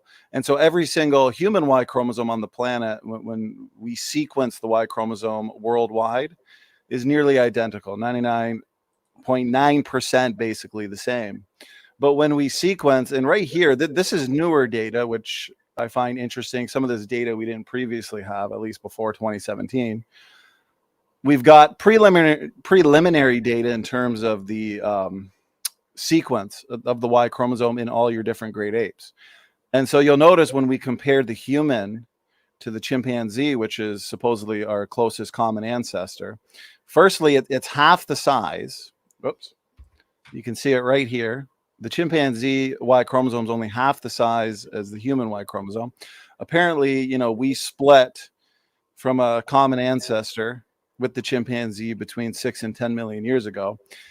And the human Y and the gorilla Y, you can notice here, if you compare them, they're actually more similar to each other than either are to the chimpanzee Y. And so there's an inconsistency in the nested hierarchy. And so basically my argument comes down to a case for separate ancestry. We would argue that humans are independently created, separate from your other great apes. Evolutionists or taxonomists would say humans are human great apes, chimpanzees. What's the basal condition, Donnie, on 6? So you're saying the human and the chimpanzee, the common ancestor? No, yeah, on 6, what's the basal condition look like? I'm curious. Do you have the basal condition there? Probably in the paper itself. I think 6 here is hypothetical, so they don't have the basal. I highly doubt that they have the basal condition for 6. They probably don't have the basal condition for 7 either. Funniest thing is I don't even need to talk anymore because standard for truth's here. before the guys avoided my question, and one question they avoided. They say that at CERN they sprint particles around this long tube and they smash them into each other, and then gold appears where there was no gold before. Well, that was the energy that was already there that created the gold, right, Stanley? And this is where they're coming from. They try to avoid that question every time. That's all I was trying to say, Stanley. It's not an important question, and you're killing them, so I'm going to shut up now. Well, I appreciate that, Jason. And basically, I'll wrap it up with this. And to answer your question, Bree, I'm pretty sure these nodes here would be inferred. We don't have the data for your human, chimpanzee, and bonobo common ancestor here at 6 or back to 7 or 13. But what we do have is this data. Mm-hmm. And essentially, when we consider overall architecture, gene content, and size differences, the human and chimpanzee Y chromosomes are only about 35% the same. And so the evolutionists would have to account for those massive differences in about 6 to 10 million years since the split. And so my position would be that the most parsimonious explanation would be separate ancestry, that the reason why the Y chromosomes are so drastically different between humans and chimpanzees is because humans and chimpanzees aren't related in the first place. And so I said it wouldn't say they weren't related in the first place, right? It would just push the relation closer to gorillas then at that point, right? That's the inference you would make from the data correction that you're seeing here with the Y chromosome. And that's based on not knowing what the ancestral condition of node 6 and 7 is, yet alone the node of 13. Am I right? Mm-hmm. We don't even know with the Borneo orangutans, for instance. Yeah, and I do note that the paper does say that substantial differences in Y chromosome structures don't apparently seem to indicate whether something can breed or not. And I will quote from this paper: despite the substantial differences in their Y chromosome structure, both the chimpanzee and bonobo and the Bornean and Sumatran orangutans are able to produce viable fertile hybrids in captivity. This suggests that structural changes in MSY is probably not accompanied by physically significant change in gene content. So that statement from them just blows all of that out of the water, Donnie. You can point to differences in Y chromosome all that you want. It doesn't seem to impact whether that is actually a significant difference or not as far as gene content is concerned. And you did mention that only 35% of chromosomes are similar. I'd like to see where you got that study from and how they're measuring the comparison between gene sequences in those chromosomes. Well, fair points. Good question. First, you can look at the diagram itself and quickly note that the chimpanzee and human Y chromosomes are half the size. The chimpanzee is half the size of the human Y. And so right off the bat, you're starting with 50% difference. And so over here, they admit this in the paper. Despite a recent divergence of these species, their Y chromosomes differ enormously in size and gene content. The chimpanzee Y, so they admit this in this specific paper, the chimpanzee Y is only half the size of the human Y. Donnie, so right off the bat, you're starting with 50%. Can you clarify some of the terminology here? So it says, despite recent divergence of the species. Doug's got heaps of friends that are male nurses. What does divergence mean? Well, Bree, do you know what divergence means, or are you just trying to give me an evolutionist test? Yeah, I'm being facetious with you. Absolutely. Yeah, no, I understand. I think we all understand what divergence means. So more than 7. Okay, well, Donnie, your own paper goes on to say that dissimilarity between the Y chromosomes does not equal dissimilarity of gene content. You know that it says that, right? The gene content within the alignable regions, you're saying? Yes. But it also suggests that just because the Y chromosomes are different, it doesn't mean that they didn't have a common ancestor. It depends how different. So once you get into the chromosomes between chimpanzee and bonobo are very dissimilar as well, but their gene content, the content of their entire genome, allows them to interbreed still. Right. My argument is not related to whether or not they can interbreed. My argument pertains to a waiting time problem, as in the evolutionist now has to provide, because if you actually read these papers, they suggest a number of mostly untested hypotheses pertaining to faster rates of gene conversion. They talk about sperm competition, polygamous relationships within chimpanzee and bonobo groups might mean that the Y chromosome changes a lot faster.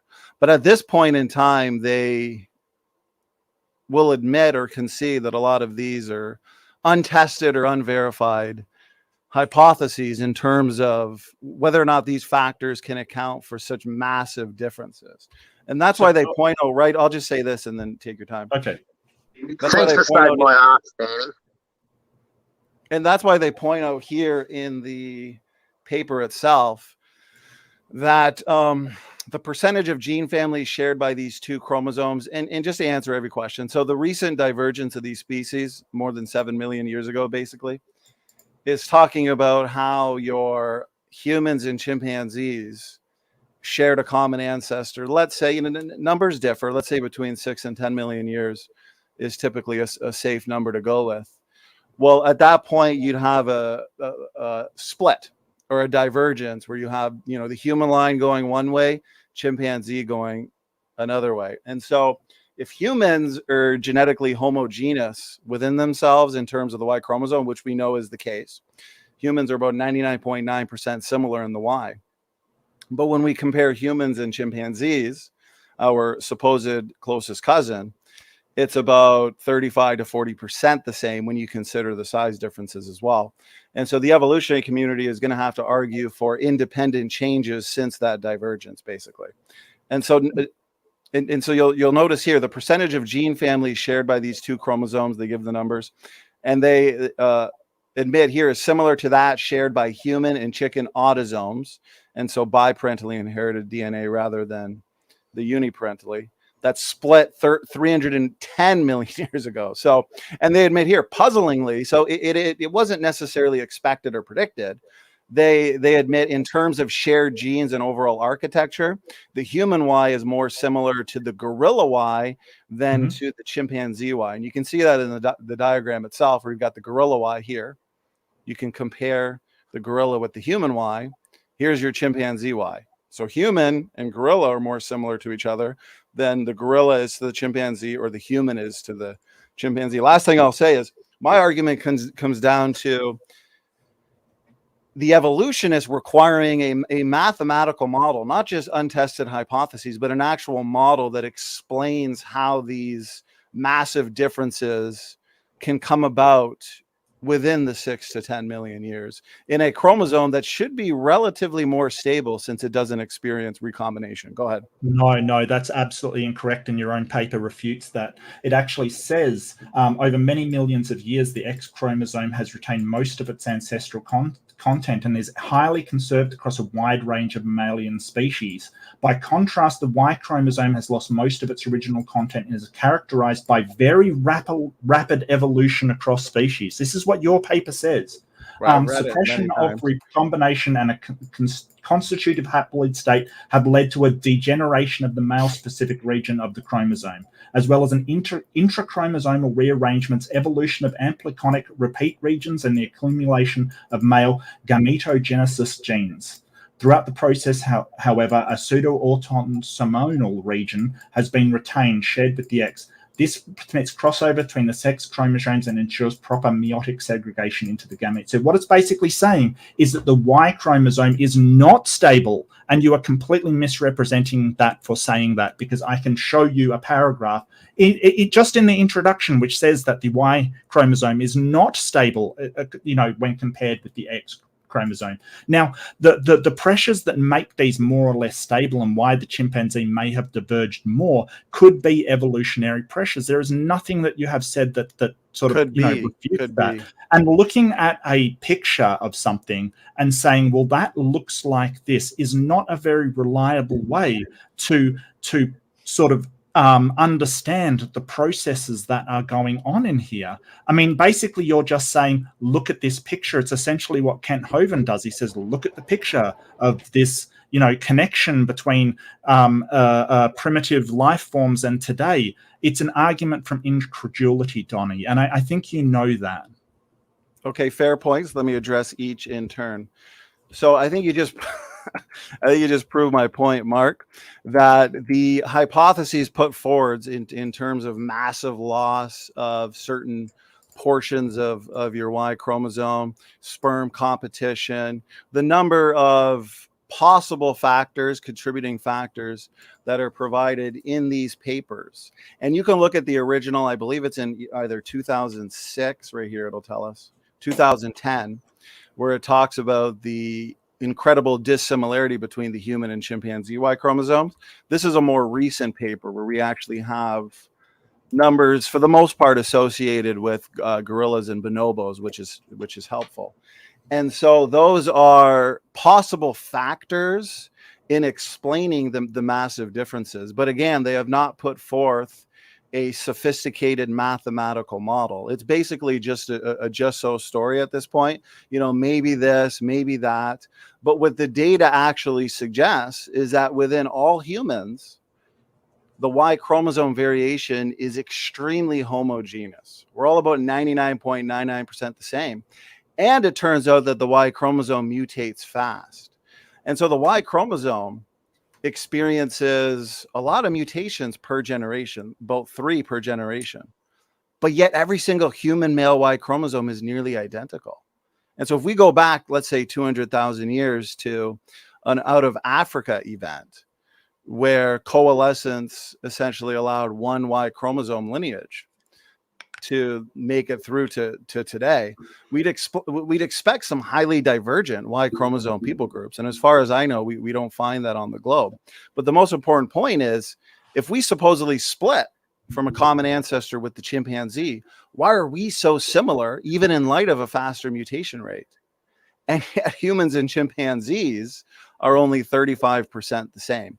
And we can go through each number here. You know, a visual is always helpful because it doesn't take a genius to see that your gorilla Y and your human Y, just as they admit in the paper, are far more similar to each other than the human is to the chimpanzee and the gorilla is similar about them. I mean, I know they have. I'm almost okay, just because Mark made a lot of points. I want to address them all. Okay. So we can actually go into the various papers themselves. For example, this one in 2020. This photo itself is from 2017. So even in 2020, if you read through the paper, they're pointing out that, yeah, there's this number of factors that might contribute to these massive differences. But I want to see a sophisticated mathematical model and not just, well, this could explain it or that could explain it. I mean, that's just a story, and you have a right to that story. But I like to say, cool story, bro. And so right here in 2010, you can actually go through the paper itself and read about all the differences, right? It gets technical, but it's there. The chimpanzee MSY harbors twice as many massive palindromes as the human MSY, and you can go through it. But for a lay audience, visuals are always very helpful. And I don't think anybody is going to miss the fact that your chimpanzee Y, notice this, is incredibly different to the human Y. Point is, we have two competing models. Separate ancestry model, universal common ancestry model. This is exactly what the separate ancestry model would predict. But these papers are admitting that this data is puzzling. And yes, maybe this, maybe that could explain the differences. But at this point, it is an unsupported group of hypotheses. Go ahead. I appreciate the time. Well, what's an unsupported hypothesis is the separate ancestry hypothesis that you're trying to link with this picture that says nothing of the sort. In fact, your own paper refutes you, Donnie. It refutes you. Even though the human MSY was fully sequenced in 2003, Y chromosome sequences for other species have been slow to follow. This has been for two main reasons. First, large DNA scale sequencing projects have traditionally used female samples. And secondly, the complexity of Y chromosome sequence, rich in segmental duplications and repeats, make it almost impossible to assemble accurately using short read sequencing technologies. So it is entirely expected by the evolution that the Y chromosome will be completely different in completely different species. And your own paper says, even though they are different in different species, they are not so genetically dissimilar to not be able to breed. The bonobo and the chimpanzee can breed. The two types of orangutans can interbreed. Just because they are dissimilar doesn't mean there was no common ancestry. And your paper says that explicitly. So you're kind of misrepresenting this graphic to say, hey, look how dissimilar they are, which is exactly what we would expect from an evolution standpoint. Yeah, I'm That's looking exactly at what we this expect. and I'm seeing the orangutans being, one of the orangutans being closer to the gorilla and the other one being closer to human too, or closer to the chimpanzee. But those orangutans can interbreed because they had a common ancestor.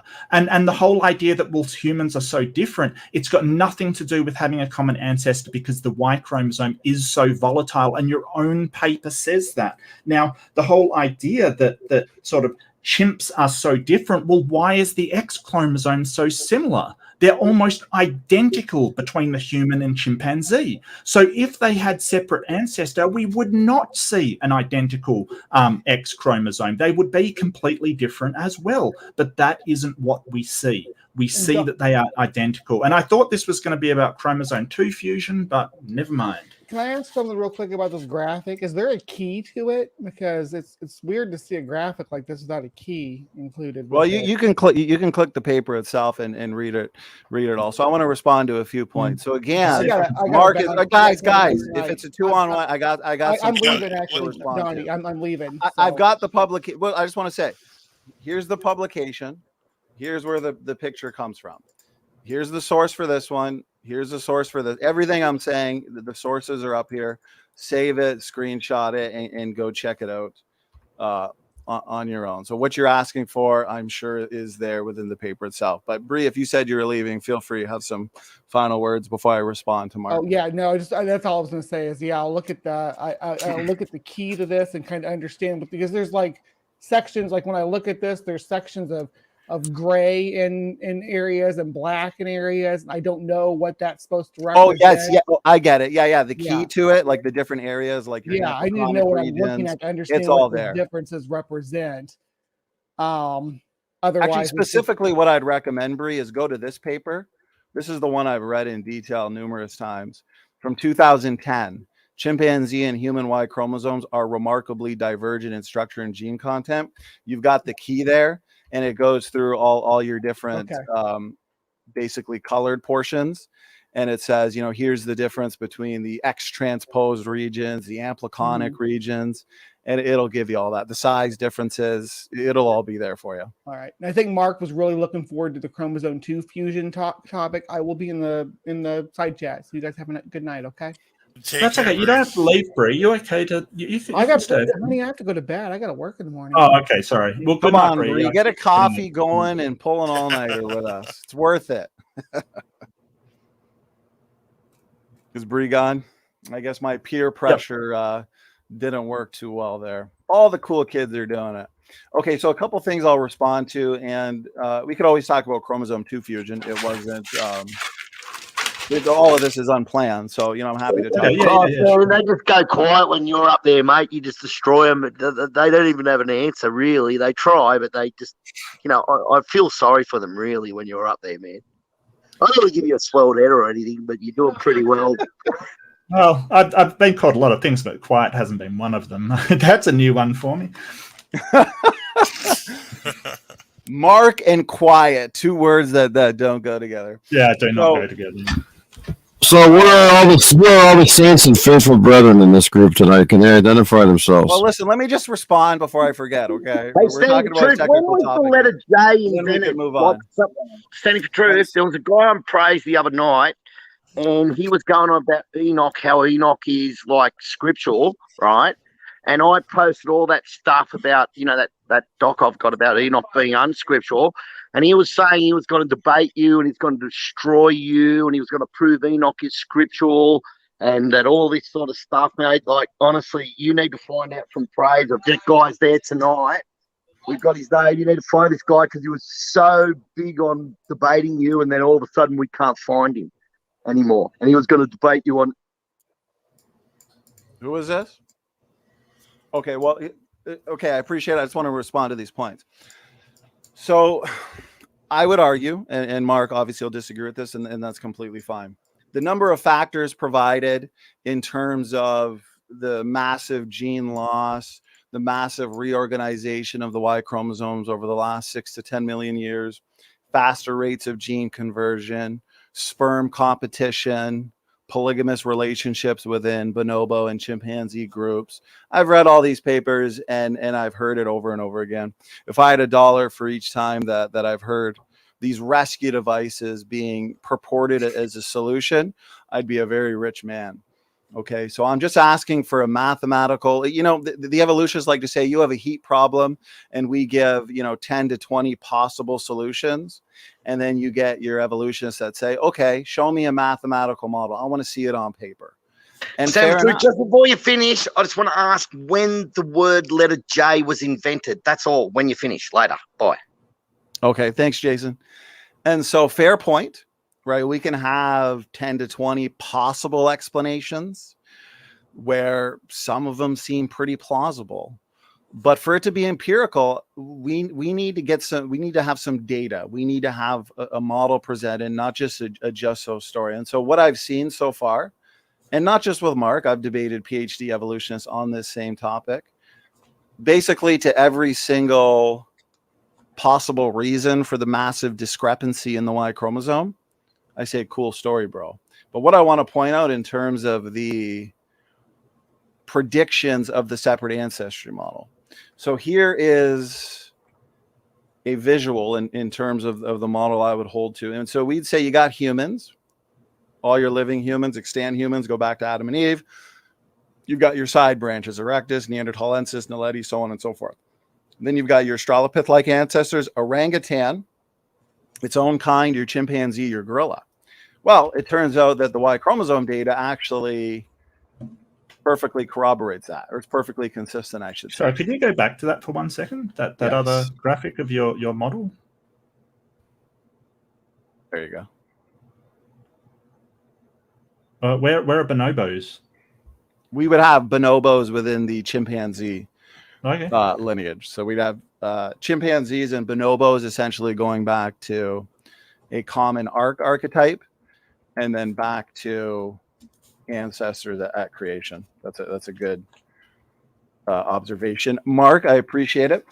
And so when we look at the Y chromosome data, the uniparentally inherited DNA data, we've got your humans that we would argue are their own created kind based on this data. Chimpanzees and bonobos are the closest to each other. And so we'd argue they go back to an archetype. Your gorillas and the humans being more alike than your humans and the chimpanzees, we'd say the gorillas are their own kind. And then your orangutans. And you can see that your orangutan varieties here are very close. And so it's not necessarily about the ability to interbreed. And so chimpanzees and bonobos being able to, let's say, for sake of argument, they can produce fertile offspring. And so can the orangutan varieties. Yeah, that's what we'd expect, because we believe those are part of the same created kind. I'd be surprised if a gorilla and orangutan could, produce fertile offspring, or a gorilla and a bonobo, let's say. But as of now, in terms of what we would predict in the separate ancestry model, the Y chromosome data fits perfectly. And last thing I'll say is I completely understand what you're saying, Mark, in terms of the massive gene loss and a lot of these hypotheticals in terms of what has occurred in the last 6 to 10 million years. Unfortunately, we don't have the data to tell us exactly if these massive losses and reorganization within the Y chromosomes occurred. But I do look forward to a mathematical model being presented, hopefully in the future, when evolutionists or evolutionary scientists, look into this a little more. So go ahead. Yeah. Okay. So I think you've sort of pushed back against your own idea that the X chromosome shouldn't change if they are from the same separate lineage that you're talking in the orchid pattern that you're talking, because the chimpanzee and bonobo are quite different and well. In fact, there's a segment of the bonobo there that the chimpanzee just doesn't have. And if you actually look at if you look at this graph, even the top of its Y chromosome is more similar to the chimpanzee than it is to the gorilla. So we're not just looking at, which one's longer, which one's shorter. We're looking at the similarities between them. And the idea that the Y chromosome has to be similar if they come from the same ancestor that you've put forward. Well, the chimpanzee and bonobo, why don't they have the same Y chromosome then? Why is theirs so dissimilar? Why are the orangutans so dissimilar? The problem also is, and you didn't answer, is why the X chromosomes are almost identical. In fact, they're almost identical, except for maybe, I think the gorilla has one separate band at the bottom that the others do not have. It's incredibly similar. And none of this is a just so story, by the way. There is other evidence to back this up. And this is exactly what we'd expect if your paper is correct and it says that the Y chromosome does vary so much that we can hardly keep track of it, and it's very difficult to gather data about it. So I think you've sort of avoided all of the questions that I've answered, and just reiterate that because they look similar to you or they look different to you, then there can't be common ancestor, which again is just an argument from incredulity.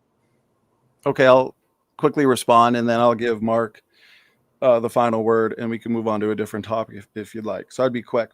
X chromosome similarity. I mean, I don't really see why there's anything to describe to explain. There's going to be certain parts of the genetics of all living organisms. By definition, every single organism has to be more similar to each other than another organism, because we're made with DNA, RNA, proteins, similar in morphology and phenotype, which is basically a reflection of the underlying genotype. And so the X chromosomes are similar for exactly what a creationist would say, common design.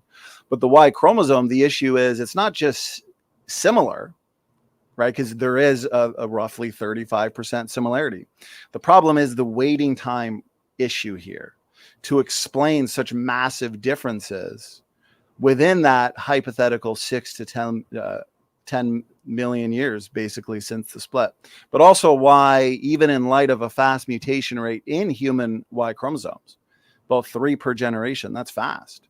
There's only between 300 and 400 DNA differences separating us from, your atom consensus sequence, really, in terms of Y chromosomal variation. So it doesn't take very long to accumulate that amount of variation. You'd expect, again, I pointed out earlier, that if you go back 200,000 years to an out of Africa dispersal event, why don't we find highly divergent Y chromosome people groups on the planet?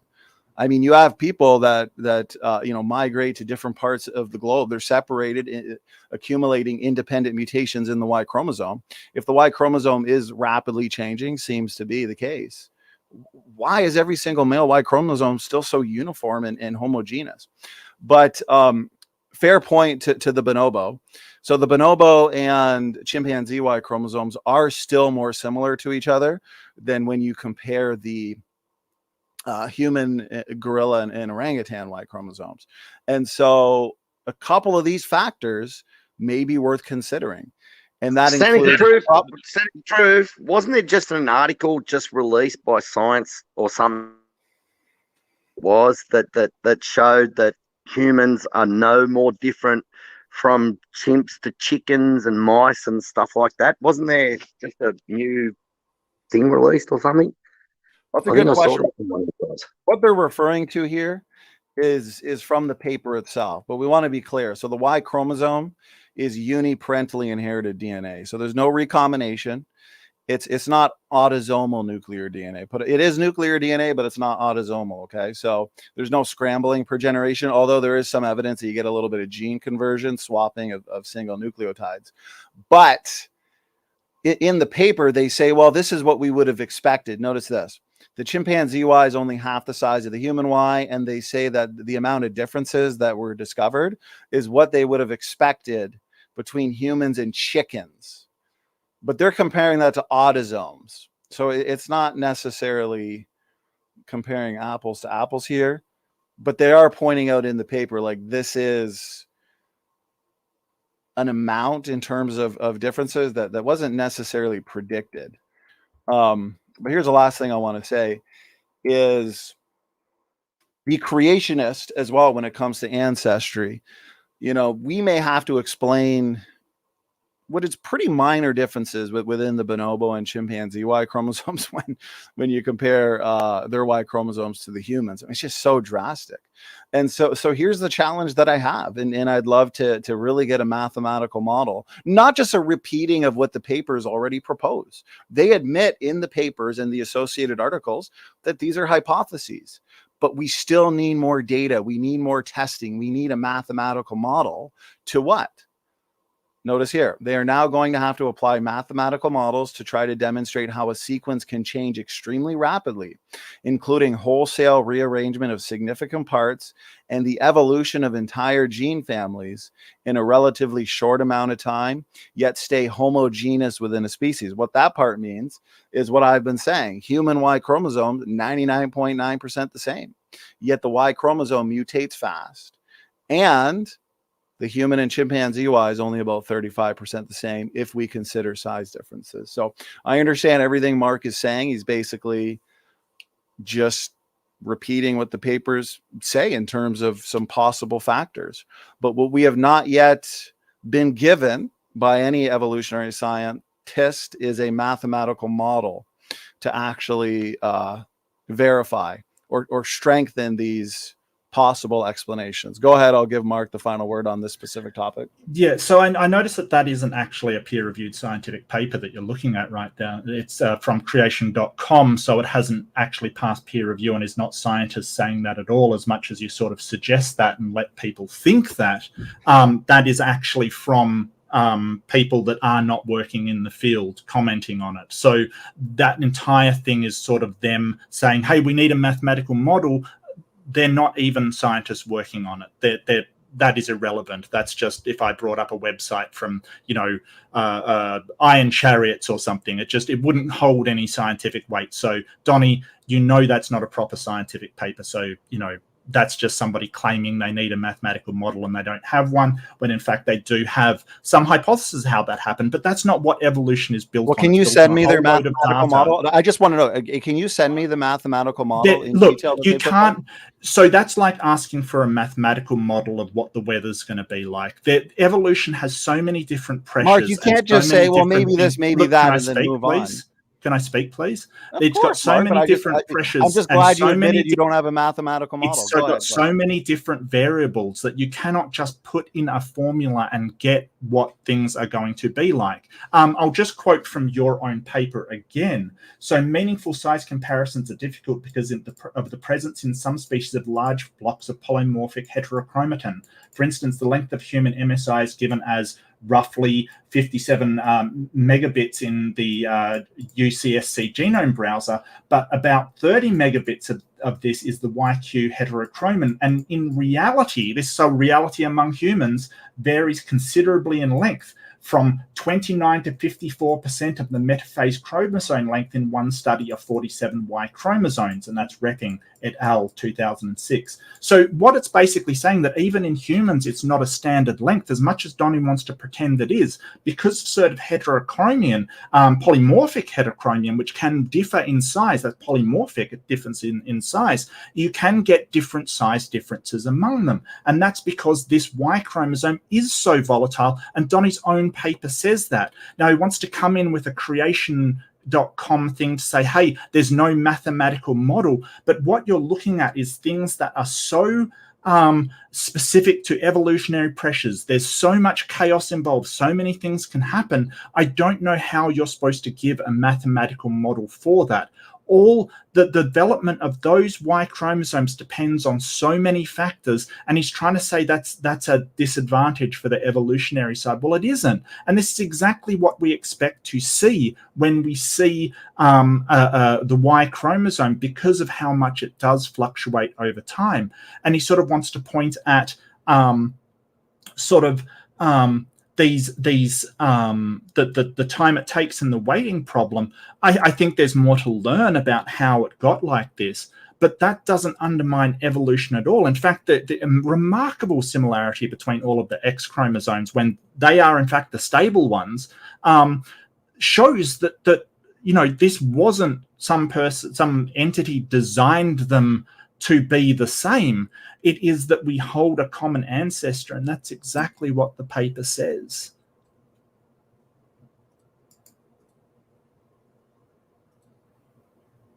Well, I said I'd give Mark the last word, so I want to respect that. Sure. Thank you. Appreciate it. Good talk. Yeah, good talk, man. Really enjoyed it. Let's do it again sometime. So who are the saints and faithful Want to maybe brethren in set up a Christ tonight? debate or something? A debate or something would be cool. SFT. What do you think? We can definitely do that. Okay. Let's. Well, you got my email internet address, man. Go for it. I do. Yeah. Let's break the internet. Hey, SFT, when was the letter J invented? Because some guy used that. We have to know. Letter J. When is it? That's the question. No, Asking the real questions, Jason. Hey, Mark Reid, are you a saint and faithful brethren in Christ?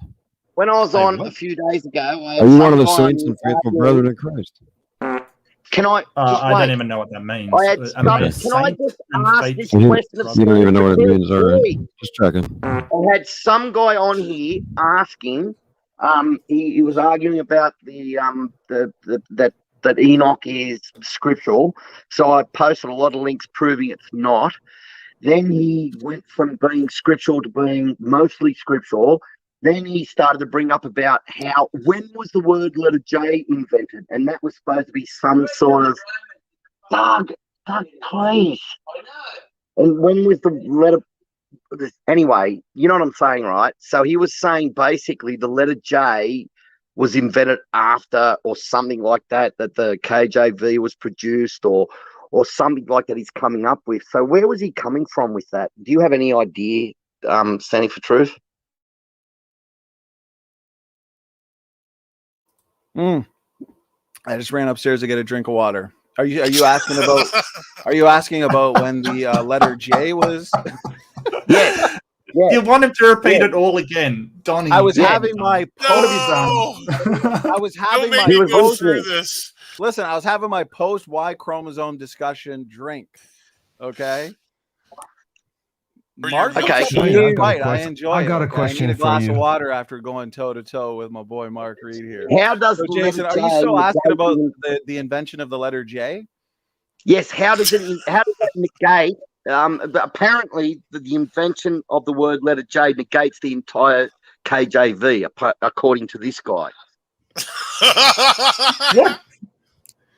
I've never heard of an argument that says the KJV. That's what I would like to know, is where he was coming from on that one. And he said that he was going to debate you. I said, okay, how about you debate Standing for Truth whether the Apocrypha and Enoch is scriptural? And he said, absolutely no problems whatsoever. No problems whatsoever. Is that Dave here on the panel that said this?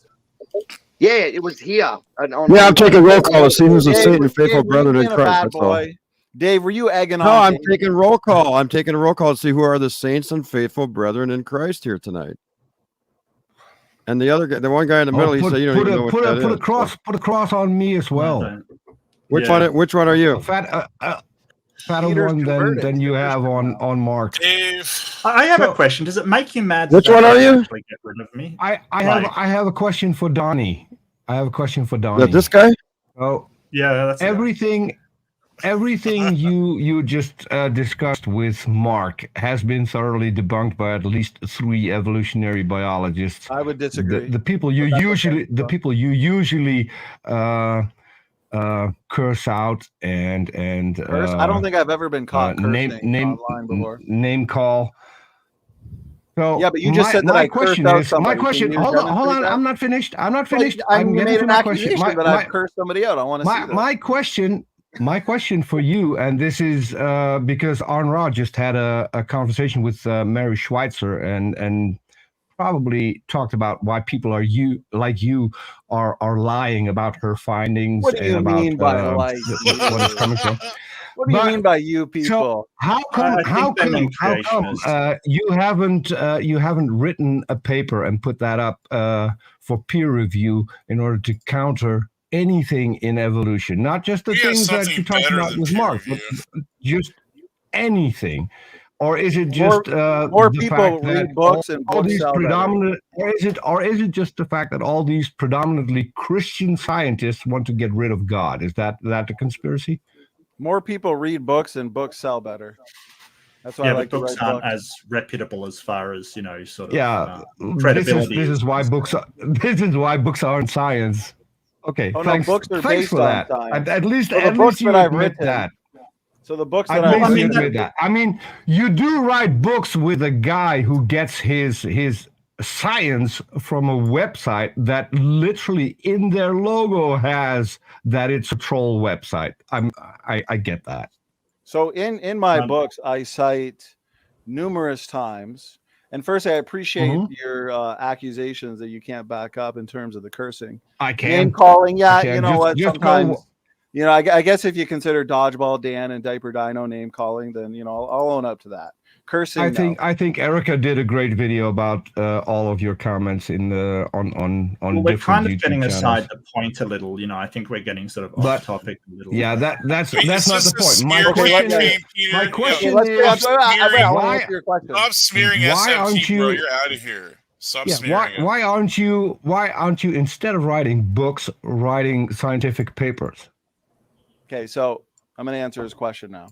So the books that I write, I enjoy writing books, and the arguments in the books, a lot of them are based on peer-reviewed publications. Here's just one of them.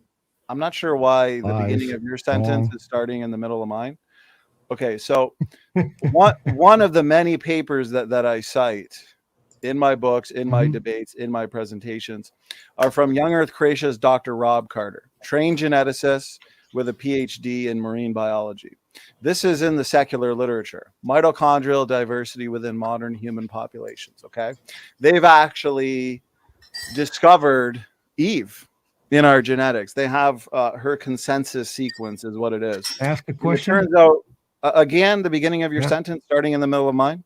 So yeah, I wanted to ask a clarifying question before you continue with all of this. Well, this is the peer-reviewed literature. Would you agree? Yeah, humans are part of marine biology. Now you're dodging. You are asking why me, a young Earth creationist. I'm just. You are asking why I'm just pointing out that the guy's not really qualified to write about human populations. Yeah, I mean, come on, Peter. If you're going to ask a question, then let him freaking answer the question, bro. Like, seriously. Yeah. Okay. Go ahead. Peter is asking why I don't publish in the peer-reviewed literature and why I write books. Well, my books are based on a lot of the arguments when it comes to separate ancestry, literal Adam and Eve, are based on the data from the peer-reviewed literature. This is just one of the many papers I could cite right now. This is Rob Carter. He's a young Earth creationist. He's published on mitochondrial diversity. He'd school you day and night on mitochondrial DNA. Obviously, because I'm not a scientist. Okay. And so if you actually read through this, which I just had a 3.5-hour debate with Grayson, and we discussed this comprehensively. Okay, what we see in here is supporting evidence for the arguments I make specifically on a literal Adam and Eve.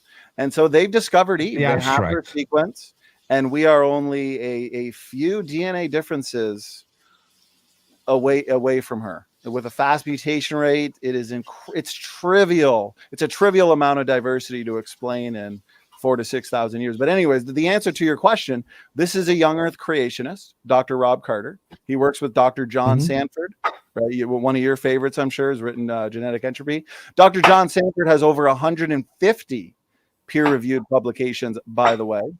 And so are you going to disregard Robert Carter? He's published in the peer-reviewed literature on mitochondrial DNA diversity. Yeah, I'm going to disregard him because so then you're not really looking for an answer. If I publish in the peer-reviewed journal, why is your sentence starting in the middle? Why is your sentence starting in the middle of mine? Touche, Peter. Yeah, touche. So yes, I'm going to disregard him because if he's written a scientific paper that were related to a fictional character, I really want to see that paper it's right here talked about by someone who's actually qualified. It doesn't. I think that's where we sort of have to. Well, hold on. I'm going off. Peter, just a sec. I don't want to straw man. Peter, jeez, man, no, seriously, Peter. It doesn't mention Eve at all, and it doesn't conclude in any way that there was an Eve at all. It's just being honest. Is using the data that's in there and making his own conclusion, which the paper does not share. I get that. Be honest, it doesn't. I get that. But what I'm going off of was what Donnie just said, that he discovered Eve in our DNA. I'm not talking about what the paper actually says, because 9 out of 10 times when we're talking about a paper and we have Donnie in the room, Donnie won't tell you what the paper actually says. He will tell you what he would like the paper to say. The paper doesn't say anything about discovering Eve as in the biblical Eve. That's not in that paper anywhere. Right. But Donnie just implied that it was. And this is why I can call Donnie a liar, because he's lying right here on this show about a paper that doesn't say what he claims it says. So is it my now turn you to can respond, Donnie. Yeah. Okay. So again, another accusation that can't be backed up. Lots of claims, assertions, and basically a demonstration that Peter doesn't understand. Peter. Let's just all be honest with ourselves. That entire discussion Mark and I had, Peter didn't understand a word of it. And so all Peter can do is I wasn't there. I put in the side chat that I was going to be right back. I don't know. Peter might have understood it. He might have. What I'm saying is that when you pulled this up, you claim that this guy discovered Eve, as in the biblical Eve, make no mistake, in our DNA. People can, this is going out live. It's going to be recorded. It's going to be on this I've done an entire channel. Presentation on this, and so is he. Exactly. So this paper never mentions biblical Eve anywhere, nor does it make a link from our DNA to this fictional biblical Eve. That is a lie. Okay, so my turn. And that is on recording, and so you can tell me that I'm now name calling. No, I'm making an observation. You just lied to the entire audience that this paper, Peter, I will this paper makes a claim it doesn't do. I will gladly allow just you. Just point out where it says, where it points to the biblical Eve. Highlight that section. I will gladly allow you to read this paper. Take a month. I don't care how long it takes. Highlight the section where it mentions the biblical Eve. You on this paper. You can do this. You can do this right here. You have it on screen. Highlight the section where the paper addresses the biblical Eve. You can't because it's not in there. That makes you a liar. Okay, so Peter's basically saying more things wrong in one sentence than words that are in that sentence. So we can go back to you saying that Peter, it links. I am trying to respond. Praise, can you please be a moderator and mute this clown? I mean, seriously, Peter, if you're just gonna be a troll, man, I'm gonna kick you. Seriously, this is your last. I'm not. Peter has never been interested. I want him to be honest. In intelligent, scholarly, and sophisticated discussion in his life, because he's not a smart, sophisticated, or intelligent human being. He's a moron, capital M. Tell him I said so. Okay. What are you going to do, Peter? What are you going to do, you clown? Now shut your mouth. The big boys are talking, okay? All right. Yeah. Also, I'm going to welcome. We have what's his? Grayson. Yeah. Good to see Grayson. I forgot his name. I had to pull it up there, but yeah. Hey guys, Grayson. What's up?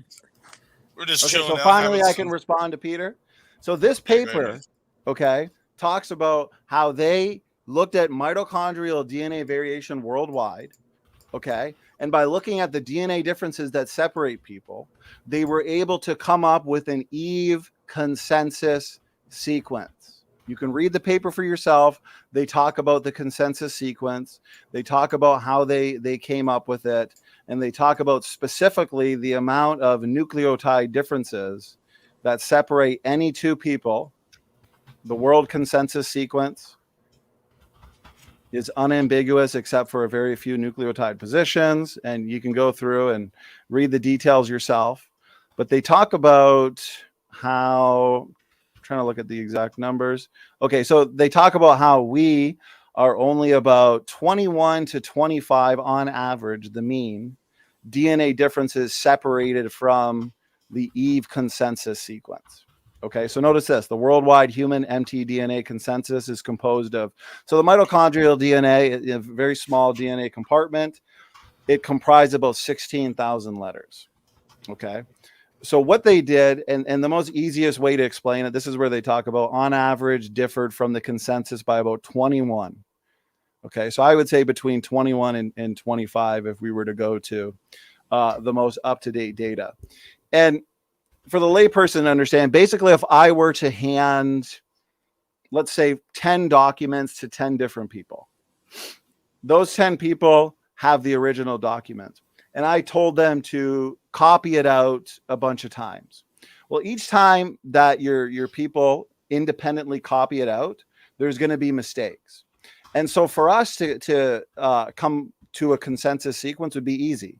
We just take all the copies and we find out where they diverge or deviate from each other. We can find the mistakes by comparing them.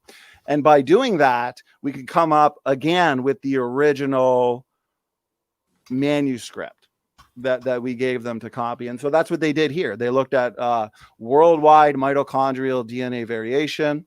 They found all of the deviants, rare and common, and they were able to come up with a mean. And so they were able to come up with that original sequence.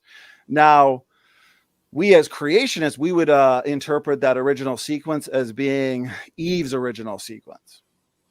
And so we have to account for the average 21 to 25 differences from that consensus sequence. The evolutionary community, they would look to that original sequence not as an original created sequence.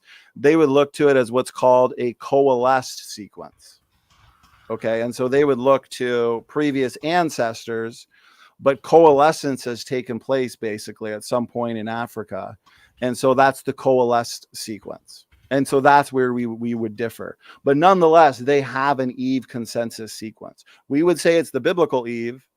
The evolutionists would argue that it's the out of Africa Eve.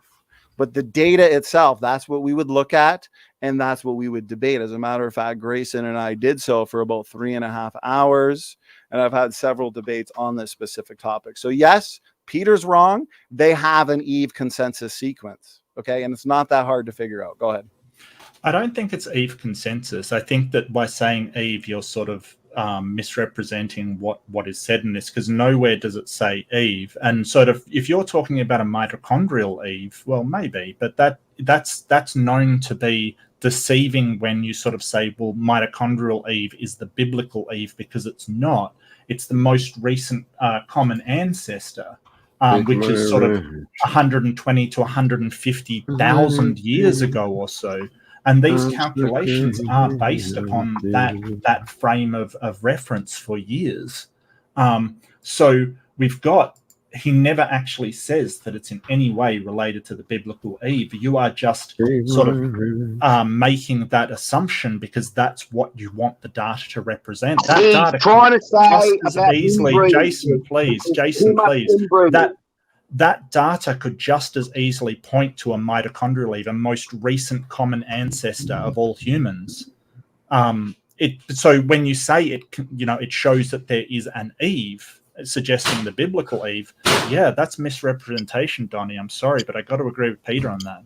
Hey, Donnie, can I just ask you a question real quick? Well, real quick. Hey, did I not just say when I explained the paper in detail that the evolutionary community would look to the consensus sequence? Nobody would disagree that it's a consensus sequence. We would argue... Donnie, I just want to ask you a quick question. Right, but that's a far cry from the paper discovering Eve. Okay, you realize that's a far cry from the original statement. The paper did discover Eve. The evolutionary community would say that this is a coalesced mitochondrial Eve sequence, but they would place that coalesced Eve in Africa. Donnie, we would place it somewhere in the Middle East. Is your average consensus sequence including Neanderthal mitochondrial DNA? Because you would have to in your model, and I don't think that the paper includes Neanderthal mitochondrial DNA, which it's totally blows the Eve timeline like out of the water. But you, in a creationist model, would have to believe that Neanderthals like came from Eve, so you have to include Neanderthal mitochondrial in there as well. So right here it says the worldwide human mitochondrial DNA consensus is composed of 16,569 nucleotides. So this is living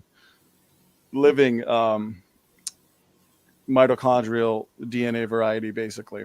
And so that's what's represented on the phylogenetic tree as well. Neanderthals is an extinct. So how's the Fellowship in the Spirit? Anybody know? So Neanderthals are an extinct people group. And so, well, that's another discussion, Dave. Let me finish this. Go ahead. Sorry, guys. All right. And the reasoning behind the differences in mitochondrial DNA within Neanderthals would be an entirely separate argument. And so this consensus sequence here is based on worldwide mitochondrial DNA variety from living people. That's how we're able to calculate the mean and basically come back to a coalesced sequence that the evolutionary community would probably place somewhere between 100 to 200,000 years. We would place it somewhere between 4,000 and 6,000 years. That's it. I got nothing more to add. I would say that probably doesn't even really make much sense, because I think the male is able to carry both the X and Y chromosomes. So if you bring on mitochondrial Eve to start everything, you would have nothing but an XX chromosome and then X chromosome. Well, the mitochondrial DNA is passed down from the mother's side. So we do, as men, have mitochondrial DNA, but it dies with us. It's not passed on. Only our Y chromosomes passed on. The end story is that including Neanderthal mitochondrial DNA, as the creationist model should, if it's being consistent, will totally break that entire assumption. Like, it'll totally break their model. Well, let me ask you a basic question. When we include mitochondrial DNA from Neanderthals, what does the mean become? Yeah, it's a much greater mean. If you're going to include that, they're much more divergent in their mitochondria. Be specific. What's the number? I don't have the number. It's not my study. Find the number, come back with it, and then we'll discuss the differences. So as of now, if you're going to pose a model, right, it should be a model that's consistent with your beliefs. You believe that Neanderthals came from Eve, so they should include the mitochondrial DNA from Neanderthals in your consensus sequence for Eve. If living people, on average, differ from the consensus sequence by between 21 and 25 DNA differences, when we include the Neanderthal mitochondrial DNA, you're trying to say that it's a major problem for us, but then you won't give us a specific number. Well, that's no help to this discussion. Go Google, find out what the average is when we include Neanderthal mitochondrial DNA, because it's not going to be that much of a difference. It's going to be different, but it's in light of their specific conditions that they existed in light of their highly inbred condition, in light of basically them being hypermutants, which the secular literature admits paper after paper. It would be easy to account for a few differences in terms of their DNA, but I'd really like to see what the exact number is, and let's see what we're dealing with here. Let's see how much we have to explain. Well, frankly, I don't have a problem with this paper. I just want to say, Tony, I don't have a problem with this paper. I don't have any problem with it. I mean, it basically just covers, currently living consensus of mitochondrial human. The problem that I have is saying we found Eve. Donate through YouTube. That is not an accurate representation. No, it is. We did find Eve. We found Eve. No. The consensus sequence is Eve's genome, her mitochondrial genome. But you're talking about the biblical Eve, right? No, I'm not. I'm talking about the biblical Eve. You're talking about the African. Why doesn't the paper say it's found Eve? That's what the world consensus sequence is. It's Eve. If you don't understand that, you got to go back to school. Sequence. The consensus sequence is what they got based on worldwide mitochondrial DNA. Mitochondrial Eve is just a nickname given to that consensus sequence. It is not an actual scientific insult. It's an insult, but you ended up insulting yourself. It's not an insult. It's in no way an insult. It's just a term Mark, people have used to shortcut to something that is highly scientific. It's not an insult at all. What is the original consensus sequence according to you then? The most recent common ancestor of all humans. Okay, and where's that most recent common ancestor located? Africa. Okay, and so why do we have a single coalesced consensus sequence of all women today on the planet? Why do we only have one lineage? It's a mathematical certainty that would be the case. I'm pretty sure it's a common ancestor because everybody descended from this group of people.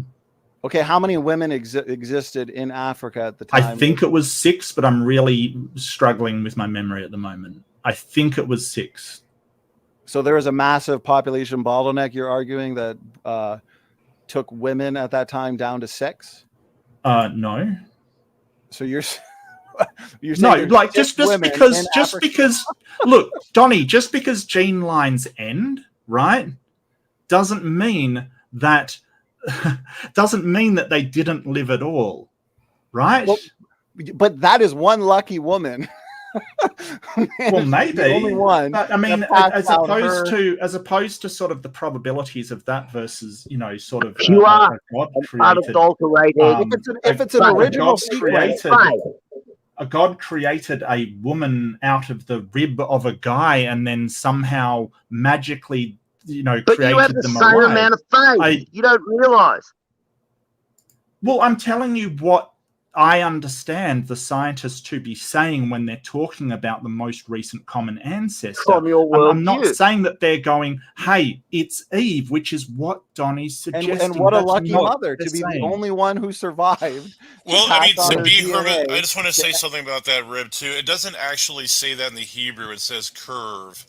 If anything, it means DNA curve. I mean, I think if there was some type of genetic experiment going on with God taking it out of Eve. I think he did some type of genetic engineering. Yeah, I think you're sort of missing the point. You know, if there's magic going on, it's not really the source of where the magic. Well, there's a lot of magic going on. If one lucky woman in all of Africa managed to pass on her DNA to the point where we have a single coalesced consensus sequence, okay? That's the case in every part of the DNA, though. That's a mathematical certainty to always be the case. You can look at any individual chromosome and you can calculate which individual person was this, like, the same exact equivalent for the Y chromosome or mitochondrial chromosome. You can do that for every chromosome, and it's a different person every time.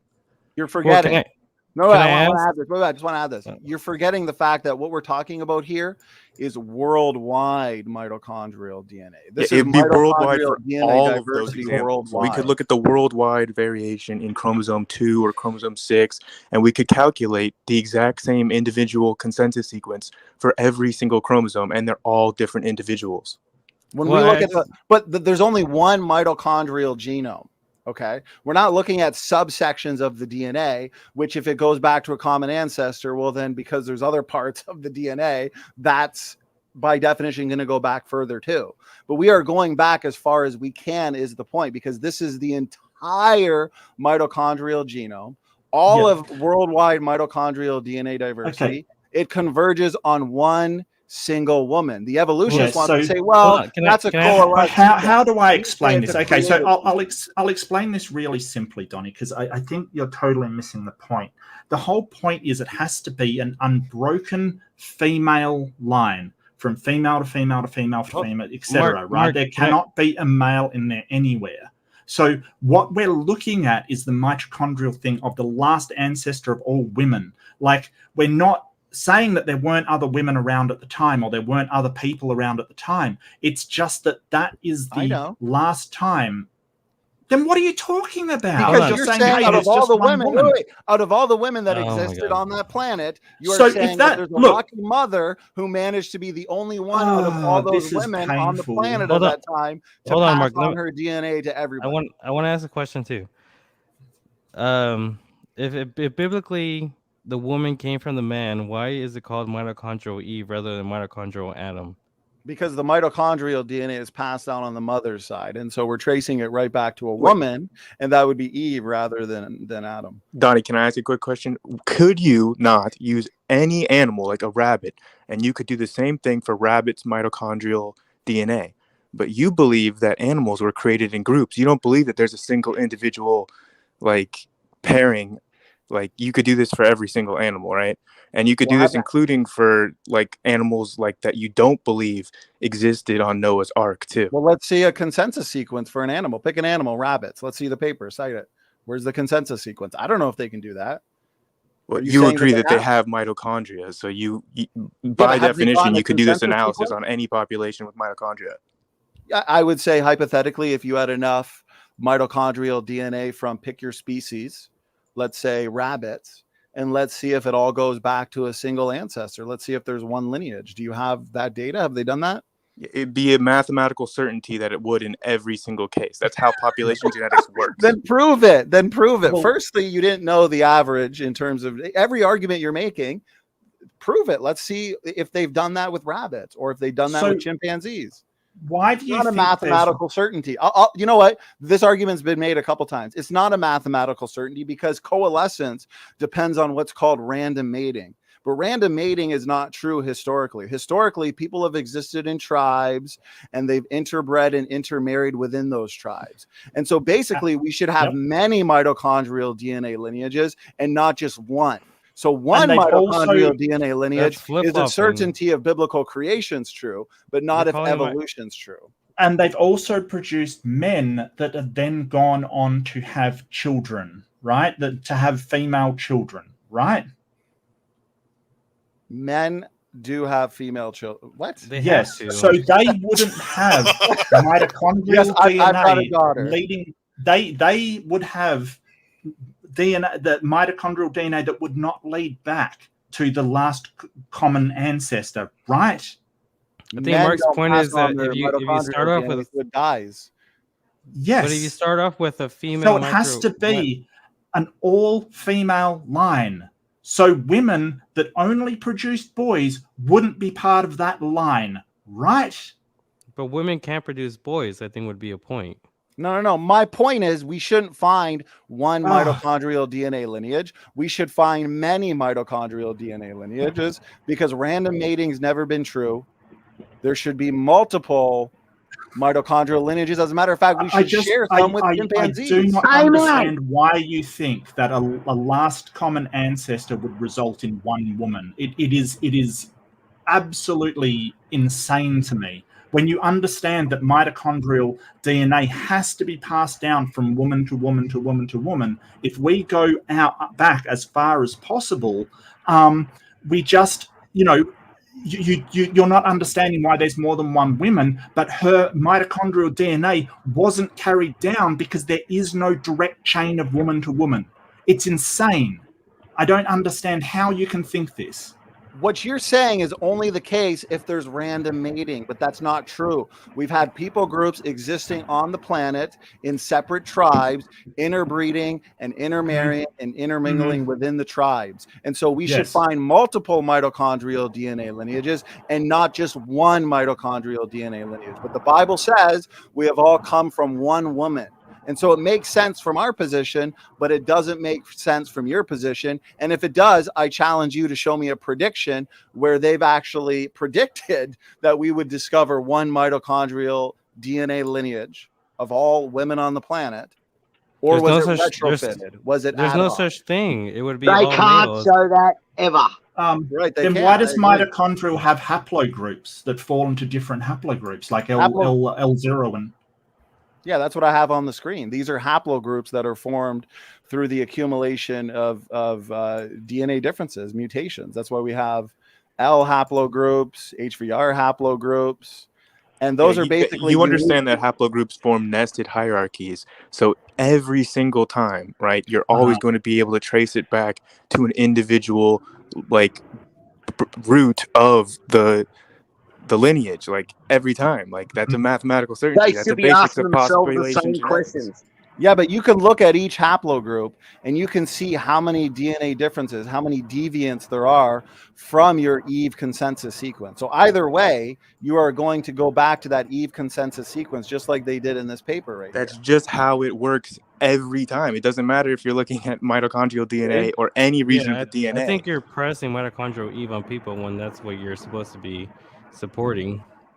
So notice here how all of your mitochondrial DNA goes back to 3 major haplogroups. So the Christians here on the panel would understand that after the flood, you have 3 reproducing. You have Adam, or you have Noah, his wife. They probably didn't have any more kids.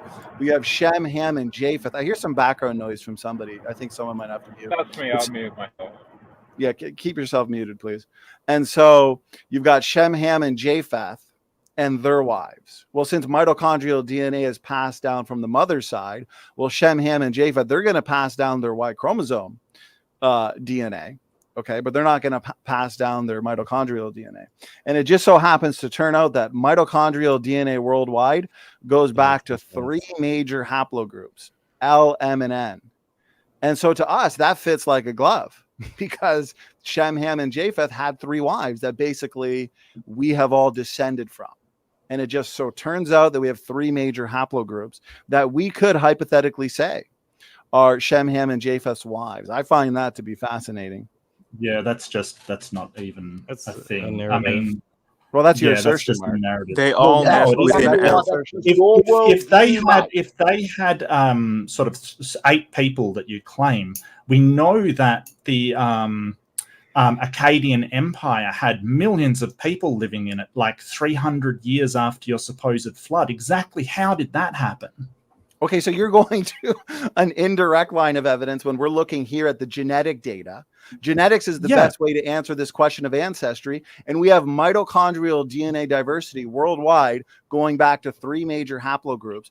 On this phylogenetic tree, there's only on average between 20 and 25 DNA differences. I don't know how you're breaking up these haplogroups because there's like L1C and L1B are the 2 major haplogroups. What's the third one? Your 3 major haplogroups that all of these branches go back to is L is in the middle, and then you have M and N. And from those 3 major haplogroups, you get other haplogroups. No, they all nest within L. There's just one. Yeah, it's just no. That's based on a rooted phylogenetic tree, and the rooting is based on many unknowable evolutionary assumptions. This is an unrooted phylogenetic tree, and so who gave birth to mitochondrial Eve? That's what we're asking. Like, who gave birth to mitochondrial Eve? Go ahead. That's not really a question because if you bring up mitochondrial Eve, you have to at least bring up between 100 and 200,000 years ago. It doesn't fit in a creationist model. No, the 100,000 to 200,000 years ago is not based on mutation rates that are observable. It's not based on genetic variation. It was all mathematics, mate. There was no 200,000 years ago. What they found was with the mutation rates, and Parsons destroyed this, is they found that when they looked at the mutation rates, it got them back only 6,000 years. So they went, okay, the mutation rates must have been slower or faster or whatever it was in the past. So we're going to go back and we're going to make up all this fantasy about them being faster. Now, what do the evolutionists say? What happens today is what's happened in the past, basically, right? So now they find that the mutation rates lead us back 6,000 to 6,500 years to the first woman, and they say, well, okay, well, that must not be true. Well, because we know God isn't true, so we have to. And then they went out and none they made of this story is true. None of this is true. Yeah, so I just want to address the haplogroups with M. Basically, the science is saying that M actually its ancestor was L3, which came out of haplogroup L. I think I said it was true.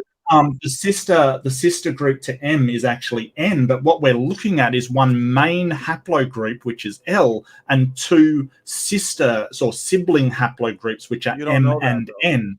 So, you can sort of say, hey, the science is wrong, but you're not quoting science. You're quoting your narrative. No. That's based on a rooting of the tree. That is based on the assumption that L is your deepest lineage.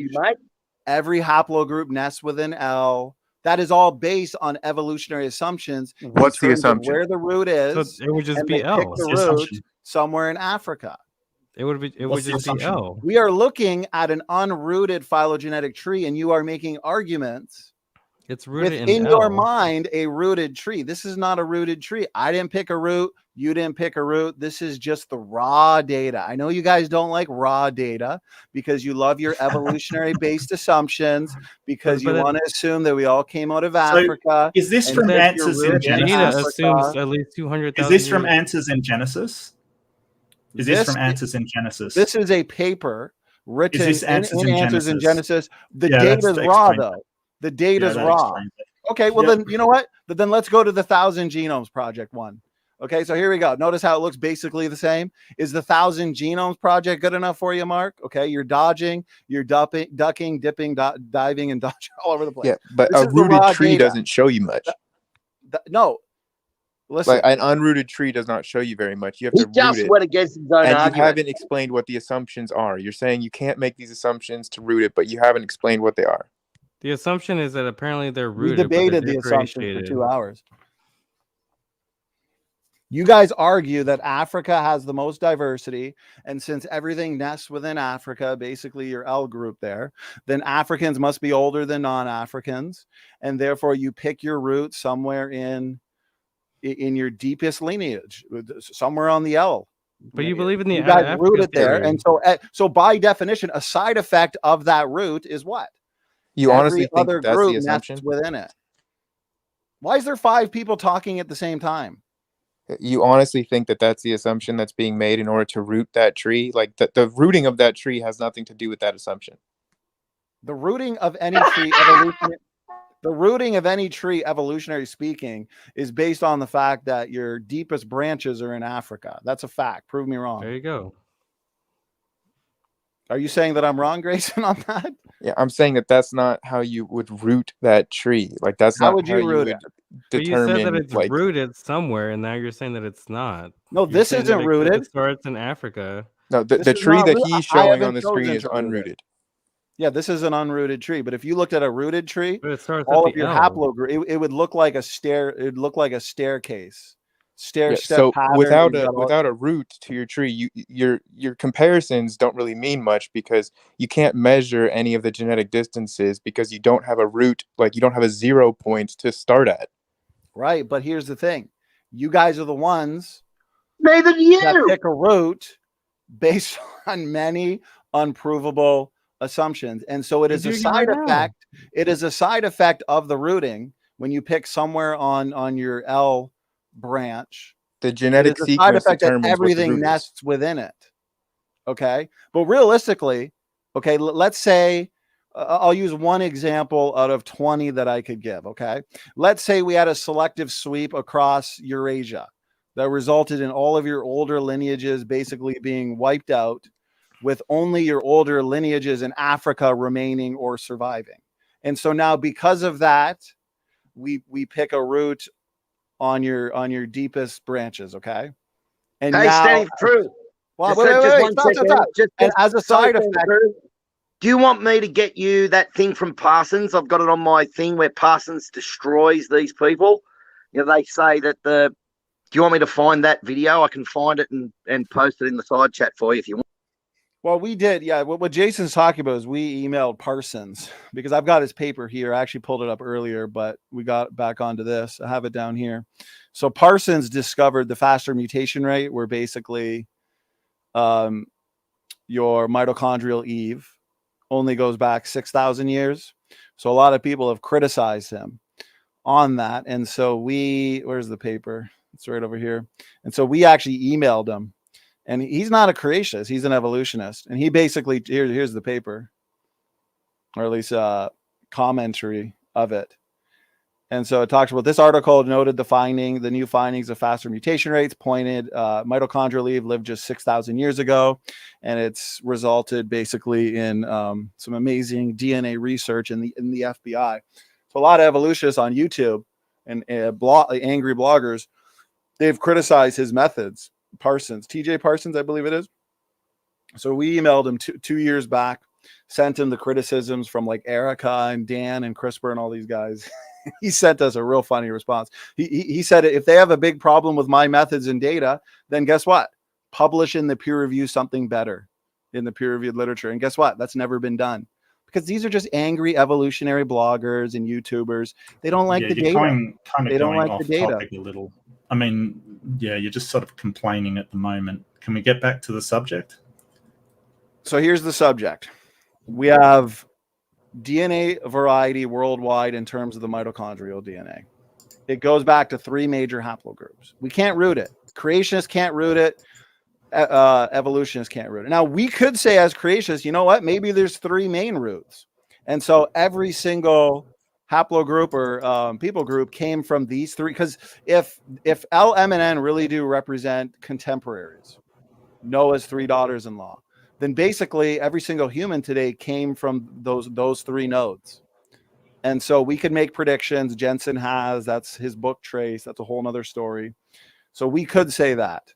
Or we could just say, you know what, this correlates well, but the data itself is what's most important. Low variation, fast mutation rate, only a few haplogroups, they're all pretty close together. That's what we'd expect in the separate ancestry model. Go ahead.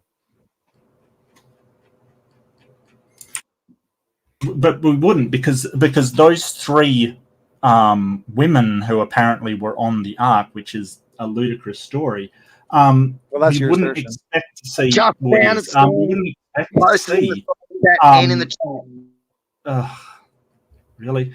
We wouldn't expect to see what we do because it's concerning populations. You're saying that each group, so the main one, which is the L group, that we can tell was the main ancestral line going to Africa, and the M and N, which are sibling groups that originated from one from L3 and one from, I can find that. So you want to challenge all of that. Well, why did M and N come from L? Why did M and N come from L? Why because we can trace. I mean, I know that M is from Asia, right? So it's from Eurasia, correct? Well, so you're not saying, hey, we only find these haplogroups associated with the geographic regions they're in. You're trying to say that's wrong, are you? Well, we could, like, for example, you know, down here's your HVR haplogroup, your most common haplogroup in Europe. And so there's genetic markers in here. Okay, in people groups, you know, there's genetic markers that can say, hey, you know, I belong to this haplogroup. Yeah. Historically. Okay. And so you can basically bundle all of that up into a phylogenetic tree, and you can see where your 3 major haplogroups are, where your sub haplogroups are. And so I think that's basically what you're saying. But nobody would dispute that you do have 3 major haplogroups with a lot of sub haplogroups that basically come from those haplogroups. You would say everything nests within L. And so M and N came from L, and HVR ultimately came from L. Is that right, Mark? You're on mute. You're on mute, Mark. So this is for the macro haplogroup M.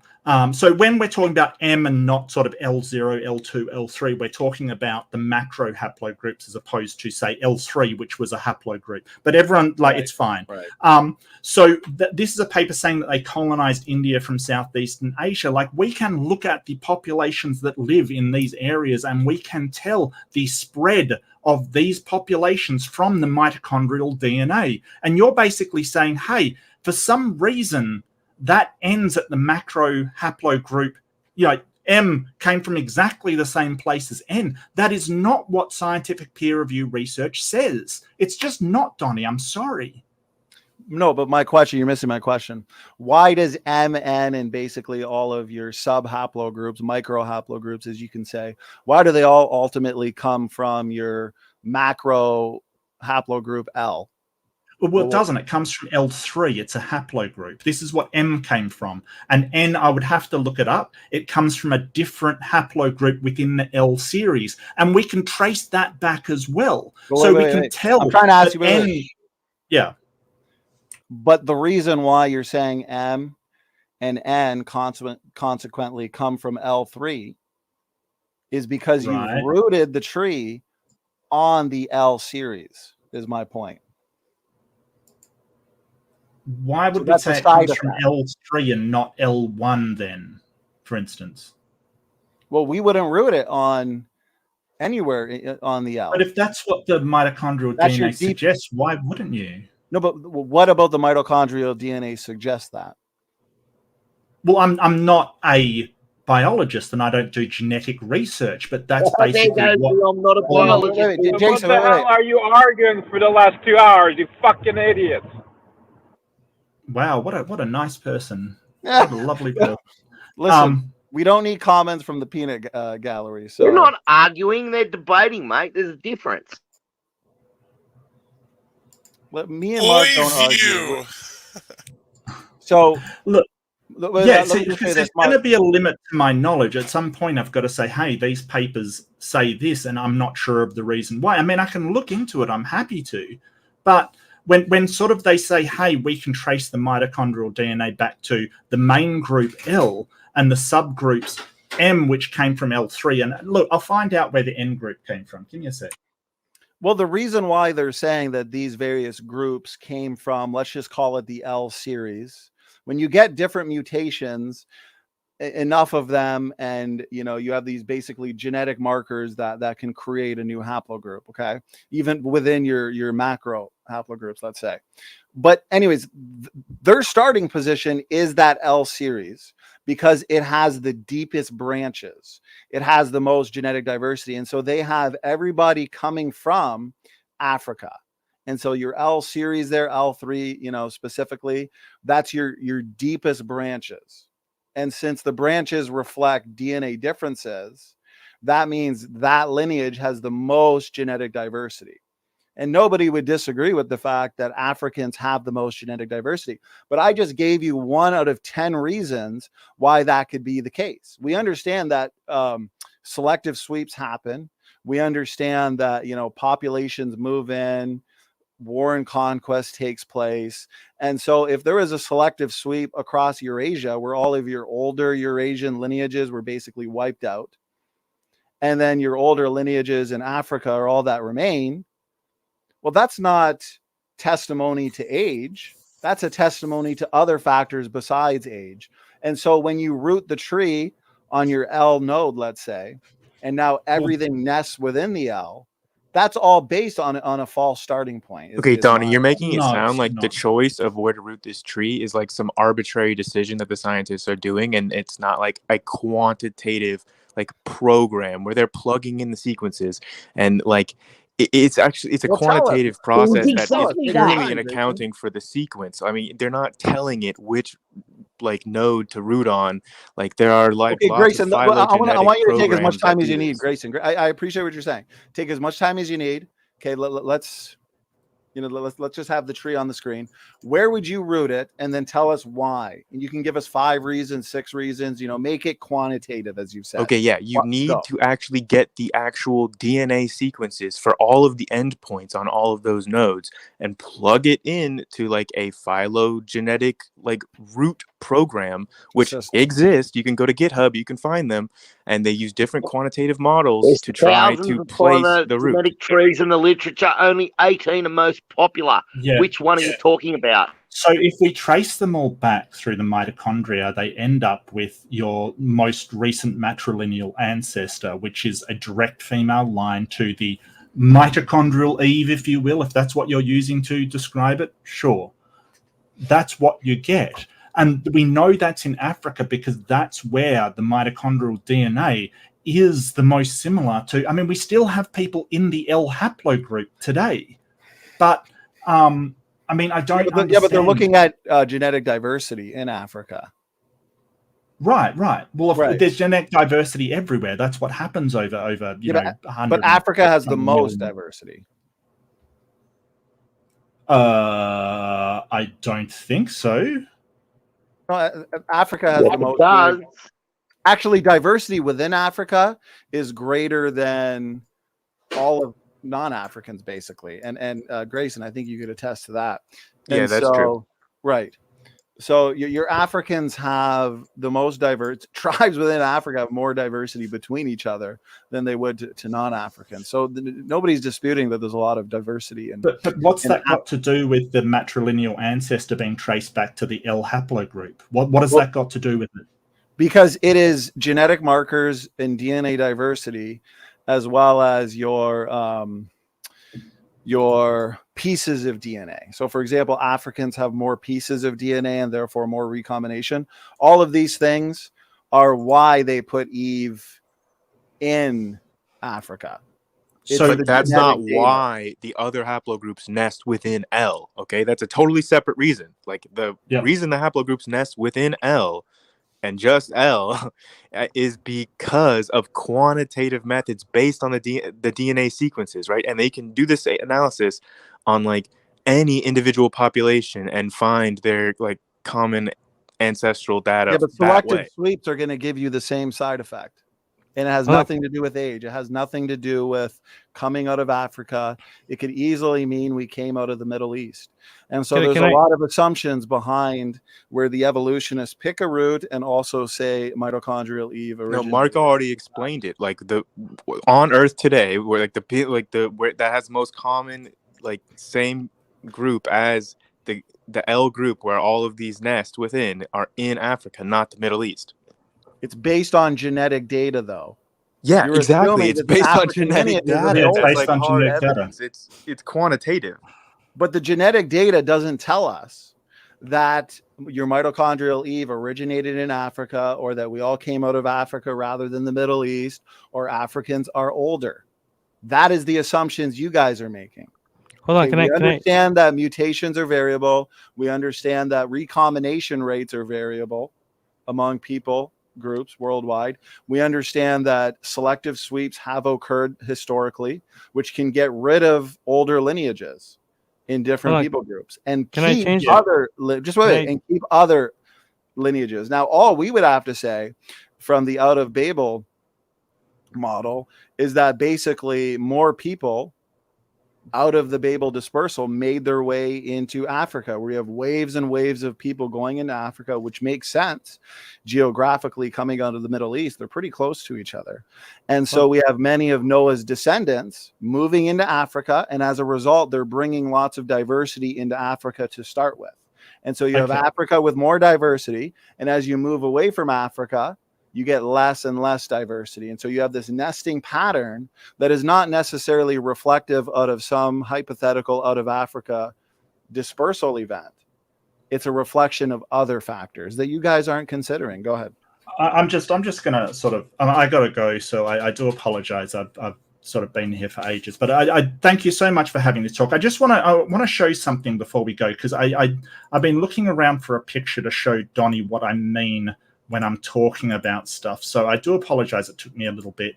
And sort of, Donnie, I mean, I know that's your sort of narrative, right? I know that's sort of what you're saying, but there's nothing to suggest that besides your own claim it is so. Well, all of the genetic evidence suggests the L group is an ancestor.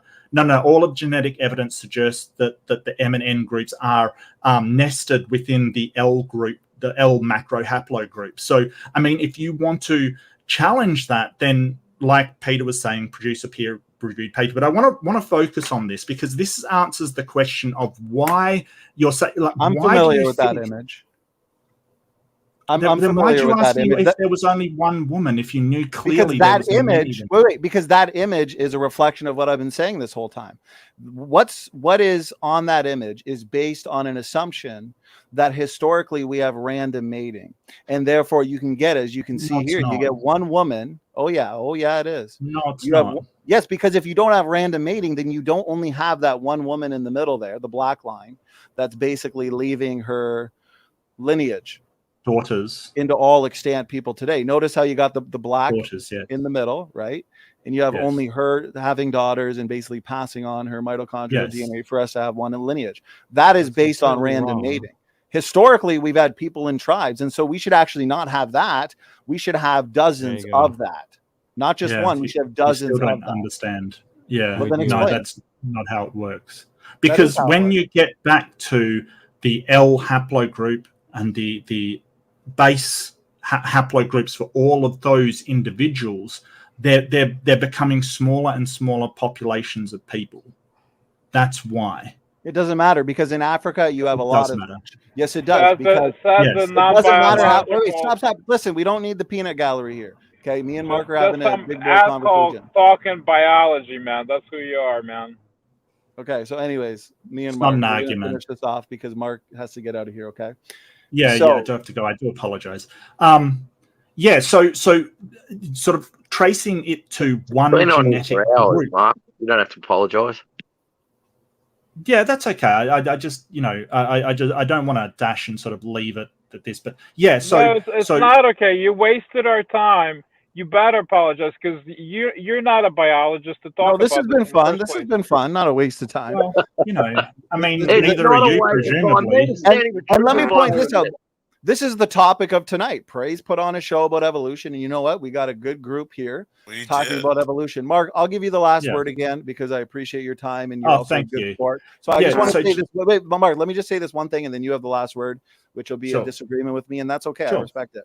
So I would argue that you're never going to get what this image says, and I guess you'll disagree with what I say, but this is again assuming random mating worldwide historically. Even in Africa, you're going to have different tribes, different groups of people, not just all intermingling in one area where this could be the case. We have random mating in, this population of humans that are not really isolated in sub-tribes. No, historically, we understand that you'd have sub-tribes and, there's intermarrying, intermingling, interbreeding within those tribes. And so my position is that you would have multiple of these lineages if evolution is true and not just one. Now you have the final word and point out why you disagree with me and I'm wrong, and I appreciate this. Go ahead. Yeah, so it's because we can sort of tell by the mitochondrial DNA of currently, it goes back to our last common maternal ancestor. So the last woman that had a direct female line to all females of today. And that doesn't mean they're alone by themselves in the world. It just means that there is no other direct line that is connected to every single person. And that's perfectly understandable in evolution, and the whole idea that it leads back to an Eve, the sort of the way we know it precludes this is because we have other input from genetics on the male side, for instance, that doesn't share the same markers that go back to this one person. It goes back to a group. So this isn't the only evidence for evolution, but it does assume random mating. Random mating doesn't mean anything to genetics when you look at it. Genetics doesn't sort of go, those people acted randomly, so we're going to get a different result. It says exactly the same thing. But thank you so much for your time. I really appreciate it, and I'd love if we can have a conversation sometime else. But I do have to go, so. Thank you so much for having me on. Love you, everybody. Take care of yourselves. Take care of each other. And God bless you, man. Night. Thank you for joining. Good discussion. Appreciate it, Mark. Thank you very much.